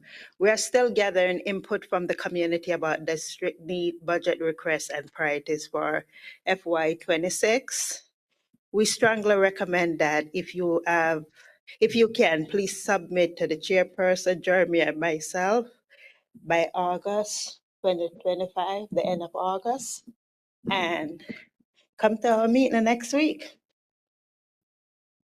Thanks. And a reminder, the committee's been pretty active with all the other committees having combined meetings, trying to get ideas for different requests to make that are pertinent to your committees. Once again, I asked the folks in the gallery, if you have ideas or thoughts that you think might be good to add, reach out to us and we'll include it. Moving on to education, culture, and youth services.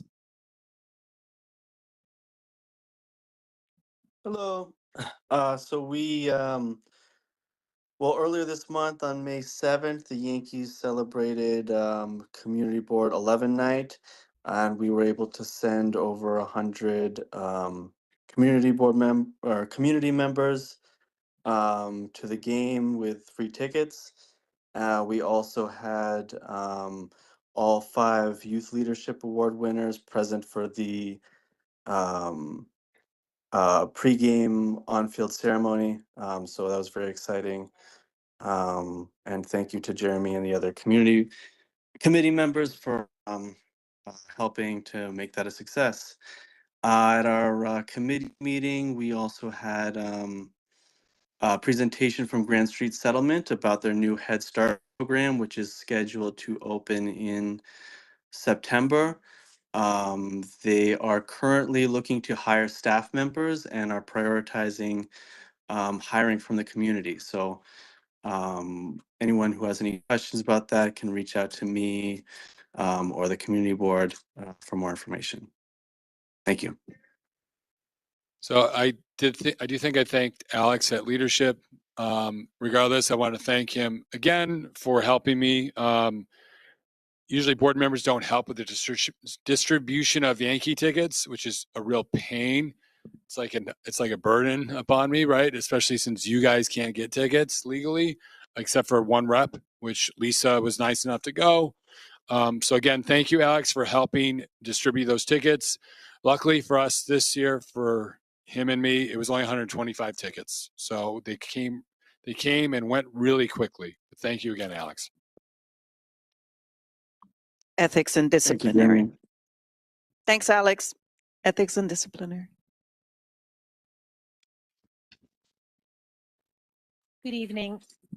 Good evening. In this month's Ethics and Disciplinary meeting, we went over the procedure for the Ethics Committee, and as a team, it was a very productive meeting, and we made edits to make the Ethics Committee even more productive and supportive of the process.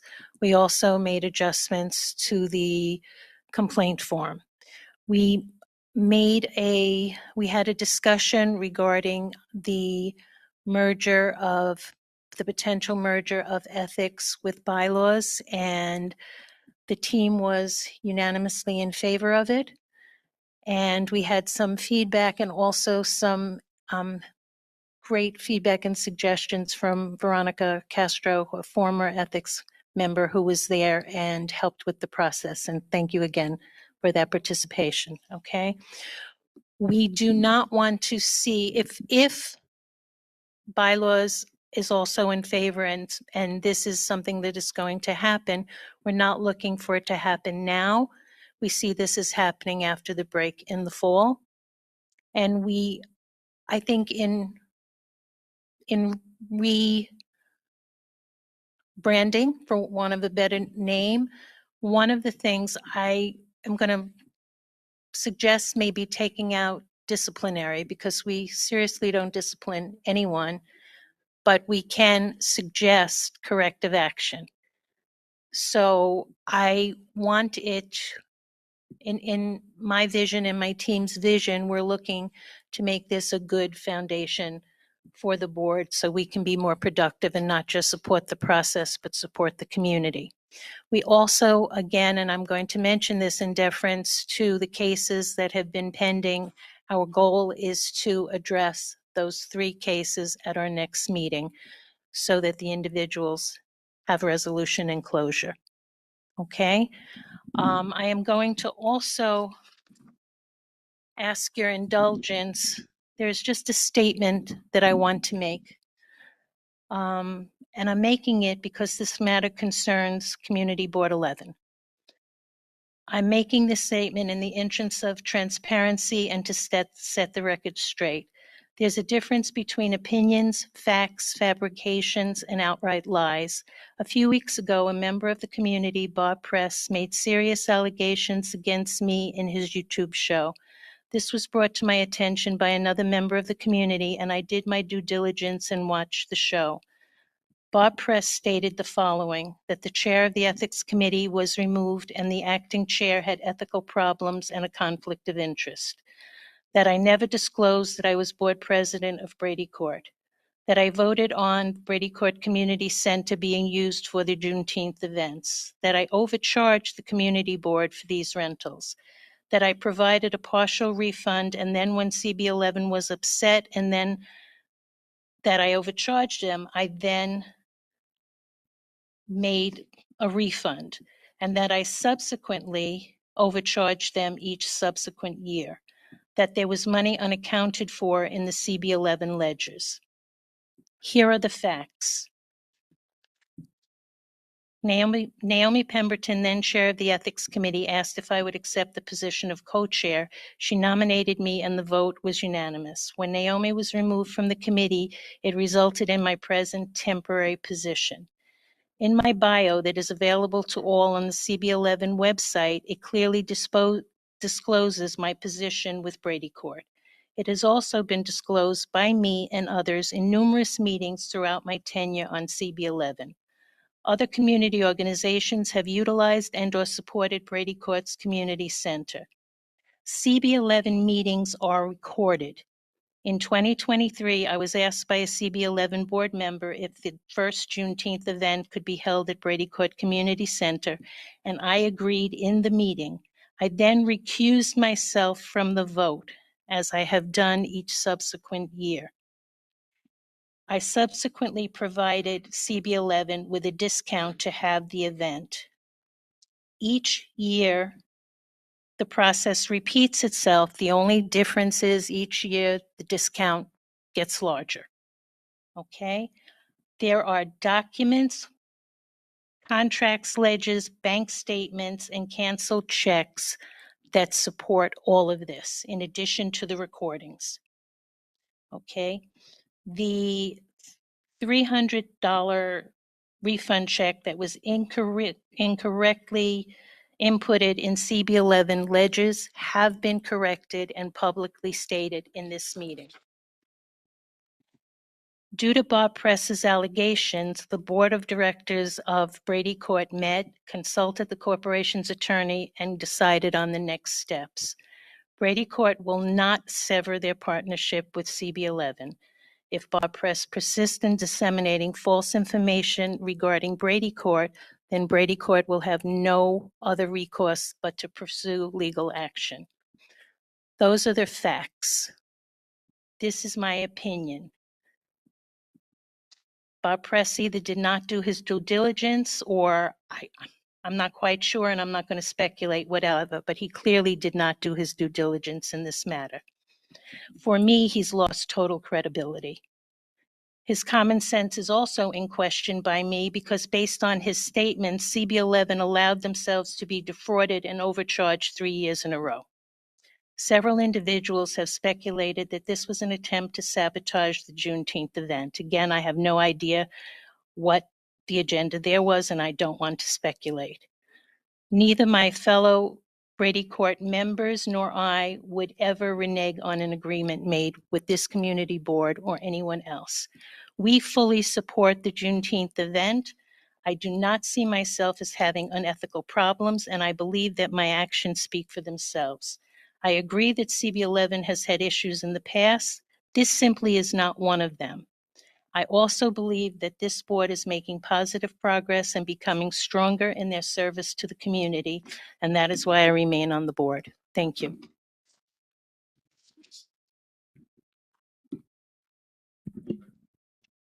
Thank you. Health and Social Services. Can you hear me? Okay. The Health and Services and Social Services Committee met. However, our speaker did not come. So we had no meeting. However, we did have the health fair, which was a huge success. Everyone was happy. I thanked everyone. They're willing, they want to come back again. And Joanne and I, we have come up with some new tweaks about what to do, maybe getting it on a Saturday instead of a Sunday, and maybe get more people to come, and we need to publicize it even more. Although I do mention it every time we had a regular meeting and a health meeting about the health fair, and it was on the websites. So that's all I have to say. Thank you, Sandy and Joanne, for bringing the event together. You guys worked really hard on that.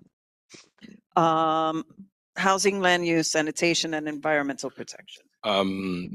We had a meeting this past week, a couple days ago. I'll say this, it's a little disappointing. There was no one from the public on the call. That's probably the first time that's ever happened. And I've seen a lot of that now recently. We'll talk about that another time. But it was a good meeting. DP came in. They're having a cloudburst or a project coming up in a couple of years. We're going to have the printouts at the office. I forgot to bring them today, Jeremy. But it was a good meeting. Also, I think they're having a, yes, on June 5th. For those of you who aren't aware of it, it's on the community board Facebook page. And if I'm not mistaken, I may have shared it to the different groups that Community Board 11 follows. What else? Go ahead, Juanita. Is it on? Okay. I also wanted to bring up that we were inquiring about the fire that happened at 2910 Wallace Avenue. And we know that there was a City Hall rally on May 8th, but we haven't received any updates about everybody who's displaced in our community. So we're working on trying to get some information on that. If any electeds are here and would like to help us with that, I'm looking at you, sir, over there. Please, we need some updates as to where the folks are who were displaced. We've been kind of emailing around. We're asking for an update. One last thing on housing is that for those of you who don't know, I know it's been mentioned in passing, but the former Apple Bank on Pelham Parkway South was purchased by the Bowery Residents Commission or Bowery Residents Committee. They're called BRC. The plan for that site is not, I repeat, it is not a homeless shelter. It will be affordable housing. And just to clarify, they do homeless shelters, but this project is not it. So if you Google them, you'll see other ones. I think that's what they were saying. People are asking us if that's what we're doing. They said no. Go ahead. Yes, and so I actually have a walkthrough at one of their other buildings scheduled for next week, I believe. So I'll keep everyone posted on, on what I learned. Veronica, go ahead. Jean DeFrancis, as part of AIM, has been working very closely with the 2910 Wallace Avenue residents. So if it's the wish of the board, he can give us some information on that. That'd be great. Yeah. No, but he's not. He's not here. Okay. Okay. All right. Yep, he's not here. All right. Jean, do you want Okay. One second. Jean, if you would be so kind, I'm not going to ask you to come up, Forget it. but please, if you, no. I don't want, if you don't mind, Jean, when you have a moment to speak to either Rich or Juanita and give us an update that way, I'd appreciate it. Thank you. Juanita. The BRC, Apple Bank Affordable Housing, right? With these people that are displaced, right, that just had the fire, do they get first dibs into their community, coming back into their community? That is definitely a question that I will bring to him. I mean, they just purchased the site. I don't know what the plans are in terms of design, but I will definitely bring that up to him when I meet with them next week. Dear? Okay, thank you. When's your walkthrough next week with BRC? I believe it's on the 29th. Anything else? Okay, Parks and Recreation. Good evening, everyone.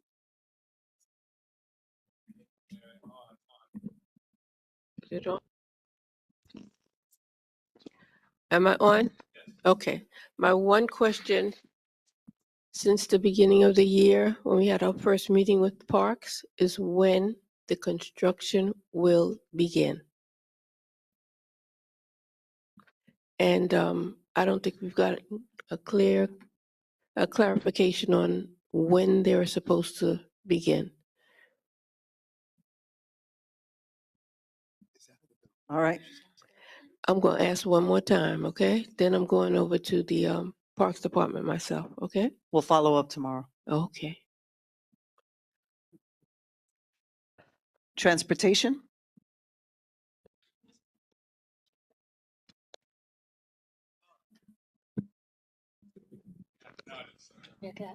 Hi, the rabbi couldn't make it today. He had a wedding to attend. I think Jeremy went over everything that we had talked about at our committee meeting, except for the lighting on White Plains Road on both sides where the 39 stops. We were gonna try and find out who we have to reach out to for that. Do you remember, Jeremy? The lighting on White Plains Road and Pelham Parkway, both sides where the 39 stops. We need better lighting there, and we're trying to find out who we have to contact. So they were supposed to do an area-wide study. We had a request from a member of the community. We had a request. So White Plains Road and what's the cross street? Pelham Parkway. Okay. Yeah, I mean, so North. yeah, okay. So, I mean, we had a Bronx Park East area-wide study that was supposed to take place, right? North, south. I mean, the request we got from the precinct was the cars being vandalized on the north side. So to me, that encompasses that area. I could be wrong. I'll ask DOT about it.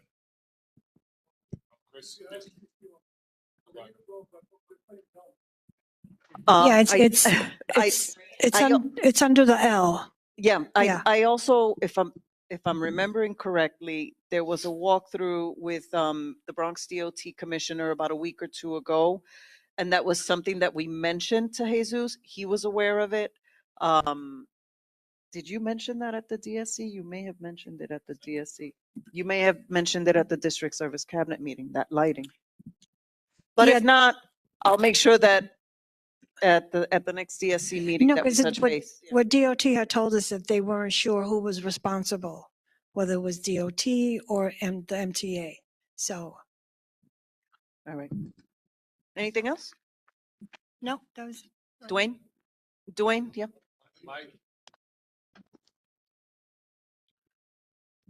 Are there any updates on the review approval of the street activity permits?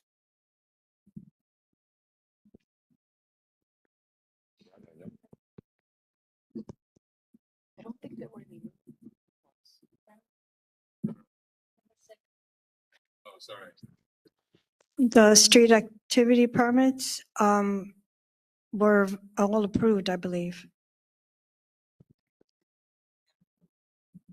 The ones, The ones that were discussed at our meeting were all approved. yes, that was my recollection as well.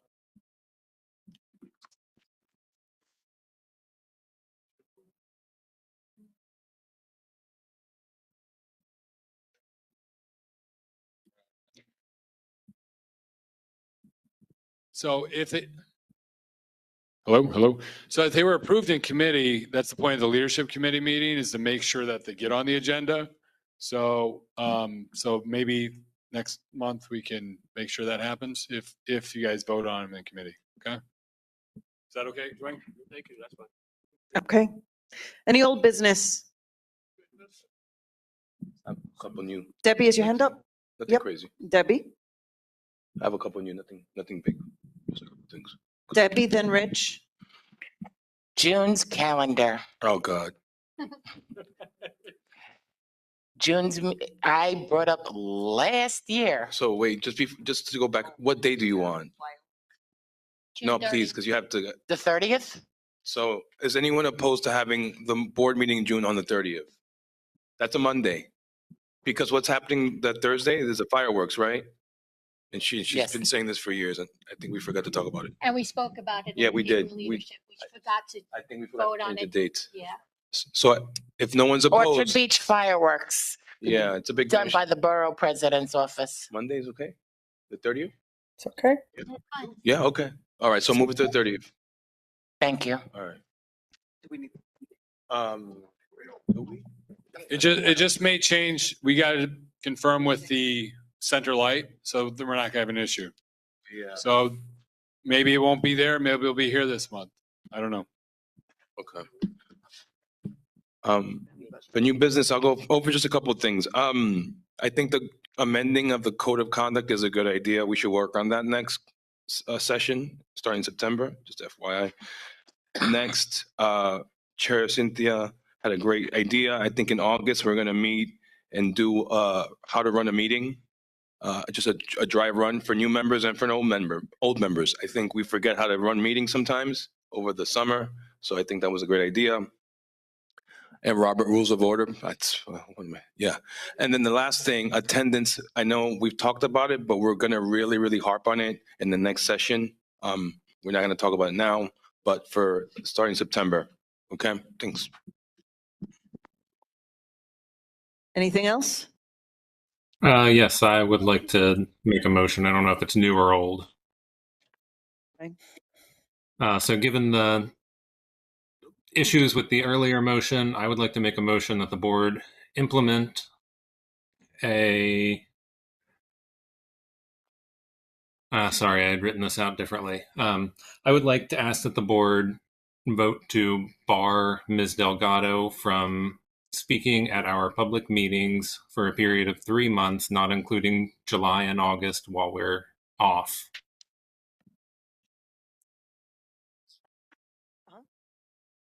Is there a second? Seconded by Dier.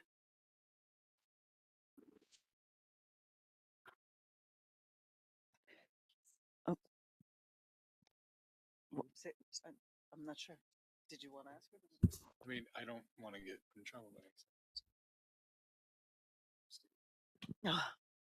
All right, so I guess we're, call the question then? I mean, yeah, you have to do the It's discussion. Discussion. Do that. Didn't we, hello? I'm speaking. And I said, didn't we just say we could not do that? Did we say that? Yes or no? Yes and no. Oh, never mind. Listen, that makes no sense. That makes no sense. Janice, may I respond? Go ahead, Ryan. The Commission on Open Government responded, and they said that you may not bar someone for speaking contingent on an apology. They did not say that you may not bar someone from speaking for a failure to follow the rules. If that happens to be the case, then obviously this will be null and void after we hear back. But we asked that specific question, and they did not say that that was disallowed. So the original motion was illegal. This one, we believe, is not. There was an update. So I got an update from the state committee, surprisingly. State Committee on Open Government, who told us we could not do the apology part. We've offered our opinion on this matter. You may wish to consult with your own legal counsel, end quote. Long story short, they're silent on the issue. Any other comments or questions? Clear, right? Ryan is revising the first motion to Correct. remove the apology part out. Yes. But he's stressing the code of conduct. Yes. But and he's adding some sweeteners of time. He said the 3 months. Oh, that's nice. Ryan, can you repeat yours? The motion, just for the sake of clarity. Bar Ms. Roxanne Delgado from speaking for a period of 3 months, not including July and August while we're off, for failure to follow the code of conduct and our rules. And you seconded it. Into questions. We got a couple more chances to talk before we vote. Veronica has a question.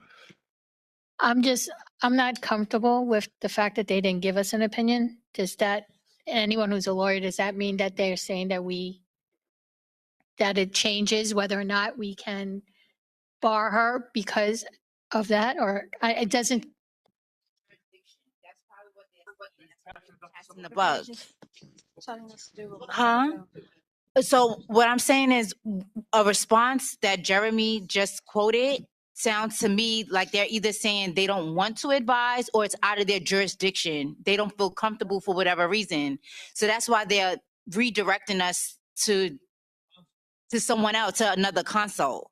So when that happens, I do what I want. You didn't give me your opinion. I'm gonna move forward until somebody gives me another challenge. That's how I operate. So I think we need to do what they advise, consult someone else, or move on with the vote. That's what I think. Naomi. What's the number? It's one. Hello? I agree that I don't think at this point in time you should make any decisions about this motion. You need to do the research and find out from your legal advice before you do that. Thank you.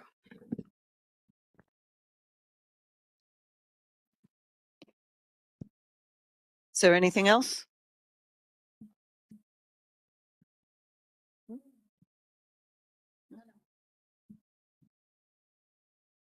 Anything else online? So there's a motion on the floor that was seconded. So. Or raised her hand. I don't know if we want to call on gallery. Okay, Kiara. Kira?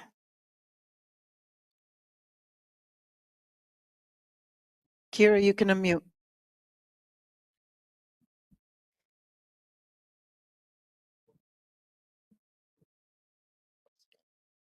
Kira, are you there? Can you unmute?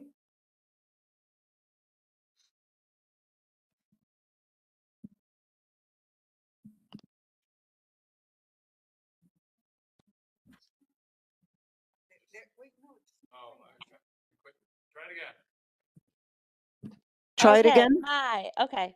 Thanks. Hi, everyone. Good evening. I just want to chime in. Obviously, the board has a motion on the table.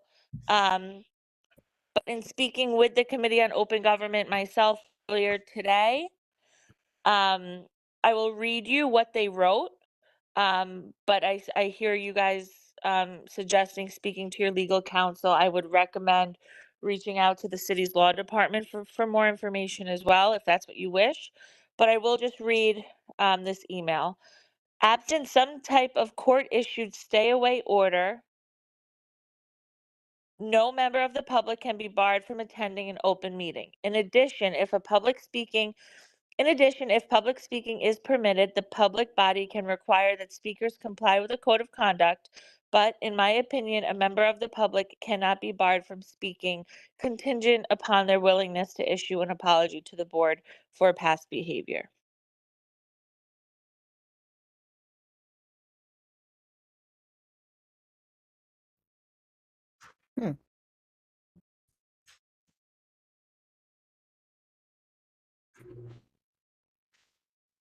Any further discussion? All right, so Janice. How much time have we spent on this? How much time tonight have we spent on this? I'm sorry? All right. So then we'll just vote? No. I'm not staying here. I'll fix it. It's crazy. All right. It's too much. Against and abstentions, or do you want me to go for it? Go ahead. What? All right, go ahead, Jackie. Talk into it. It should be green. Honestly, it's not working. Well, You what? no. Okay. Honestly, I don't feel comfortable censuring somebody from the public. Everybody has the right to speak, whether we agree with her or not is a different discussion. So I don't think that we should really be doing anything until we speak to somebody who says definitively whether we can or cannot do this. That's all I have to say. I had the same concern about sanctioning or like keeping someone from speaking, but it's not keeping someone from speaking that we're discussing. And I agree, by the way, that I like to hear from people that disagree with me. So I actually appreciate someone that has a different opinion than my opinion because it allows me to see things a little different. That's not what we're talking about here. We're talking about adhering to the conduct, right? Which is outlined in every one of our agendas, right? The conduct statement is outlined in every one of our agendas, and it informs everyone that speaks before this body as to how it is that they're supposed to conduct themselves when they speak before this body. And so the question is, what are we going to do when someone violates that code of conduct? That's the issue that we're dealing with. If it was just an issue of any individual having a point that is different than, say, the general view of this board, I would be against a vote barring that individual from speaking, but that's not it. I just want everyone to be clear on that because I had the same dilemma in the same issue.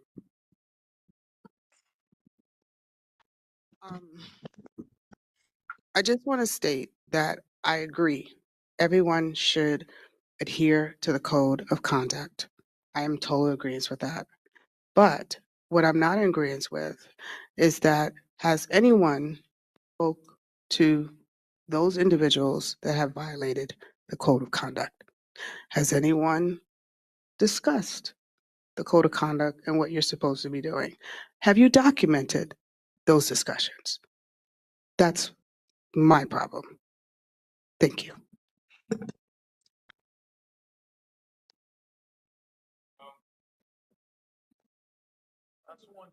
I'm sorry, I didn't.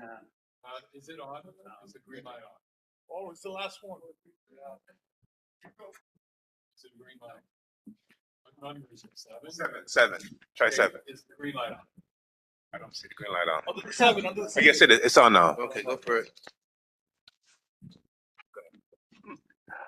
Oh, okay. I think we can hear me now. You know, I've wrestled with this also, and I wrestled with Roxanne for a number of years. Roxanne is also a very big asset for us because Roxanne is out in the street. Roxanne does look at different places. She is actually coming here and bringing in some very important news for us. And that means that when I look at, a bar and grill or something like that, especially a bar and grill or place of entertainment, and Roxanne goes there, she looks at the place and she comes back. Now, is she kind of difficult sometimes? Yeah. Is she kind of stubborn in what she says and what she thinks? Definitely. But she, to me, is one of the biggest assets we have because she's actually in the street. She actually looks at things. She will go into places that most of us won't go into, cellars, alleyways. And those things are important to me because I want to know what's going on in the streets. I want to know where the problems are. And I want people around me who do the same thing. So my opinion for Roxanne is, yeah, she's a loose cannon. Yeah, she has some difficulties. But as far as I'm concerned, she's an asset. Thank you. All right. The chair board is going to vote. Right, abstentions and against first. Right. Do the motion again. Okay, I Motion think to bar. Everybody good? I'm sorry. I'm sorry. I didn't have the mic on. Sorry, my mistake. All right. So everybody's clear on the motion, right? Barring a member of the public from speaking for 3 months. Okay. Any against? 1, Naomi Pemberton against. 2, Janice. Okay, hold on. Naomi, Janice. 2, Dwayne, Jackie, Sandy. That's 5. I can't write that fast. Joe, are you against it? No. Are you against it? I can't write that Yes, fast. then raise your hand. And Joe Thompson, 6 against. Any abstentions? Oh, wait. Who's Joanne is against? Yeah. And Lisa Vallow is against. So that's 8. Pat, they said? 8? Okay, 8 against. I only have 6. Huh? We have Janice. Yeah, Janice? Janice? And Sandy? Yep. Okay. Yeah. You have people online, Wayne? Yeah, Joanne and Lisa. Joanne, Lisa, and Pat? No, Pat's not there. Oh. Dwayne, did you object? Dwayne, Yeah, Is that it? so that's 8. 1, 2, 3, 4, 5, 6, 7, 8. Yeah, so that's 8. All right, 8 against. Abstentions. Gadara? Rich? Veronica? Oral? Anyone online?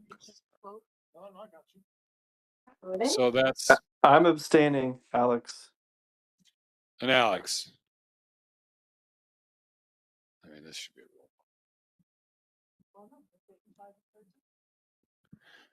13 out of 1, 2, 3, 4, 5, 6, 7, 8, 9, 10, 11, and 12,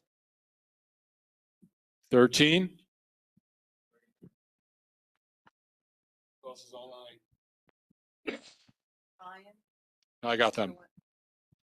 Lisa, We have Kadian. Katie and Dr. Gallo, how are you voting? You have your hands up.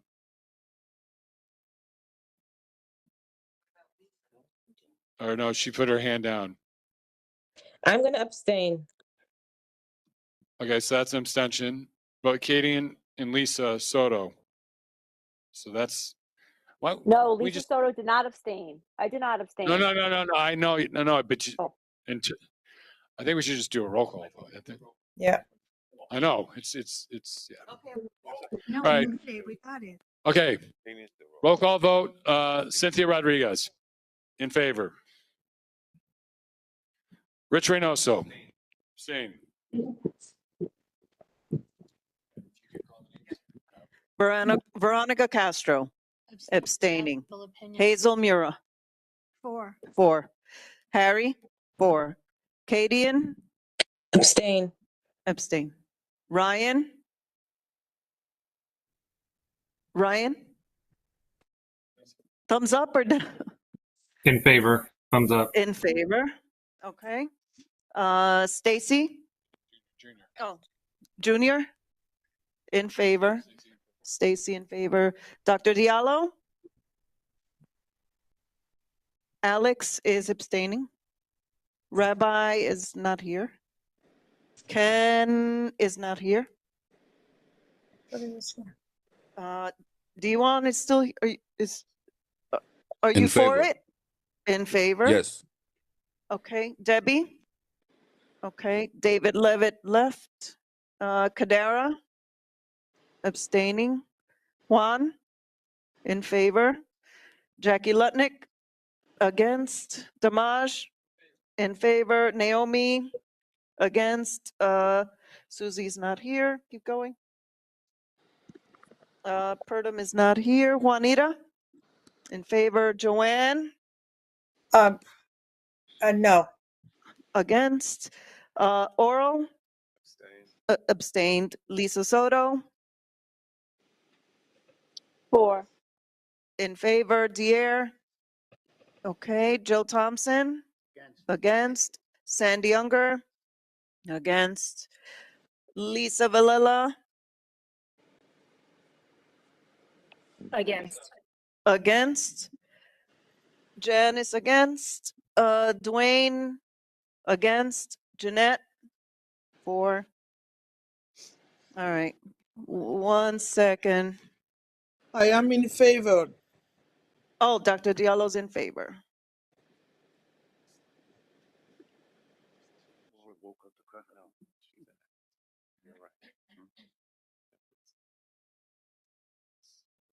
Yeah, it's cold in here. I'm shivering.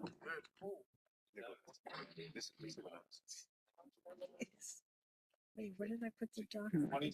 She said she's in favor, What? right? Yeah. It passes by 1 vote. Damaj, what did you say? 15 to 14. Now, that being said, are we done? Yeah. Okay, once again, motion to what? No, we did old business and new business, yes. So motion to adjourn.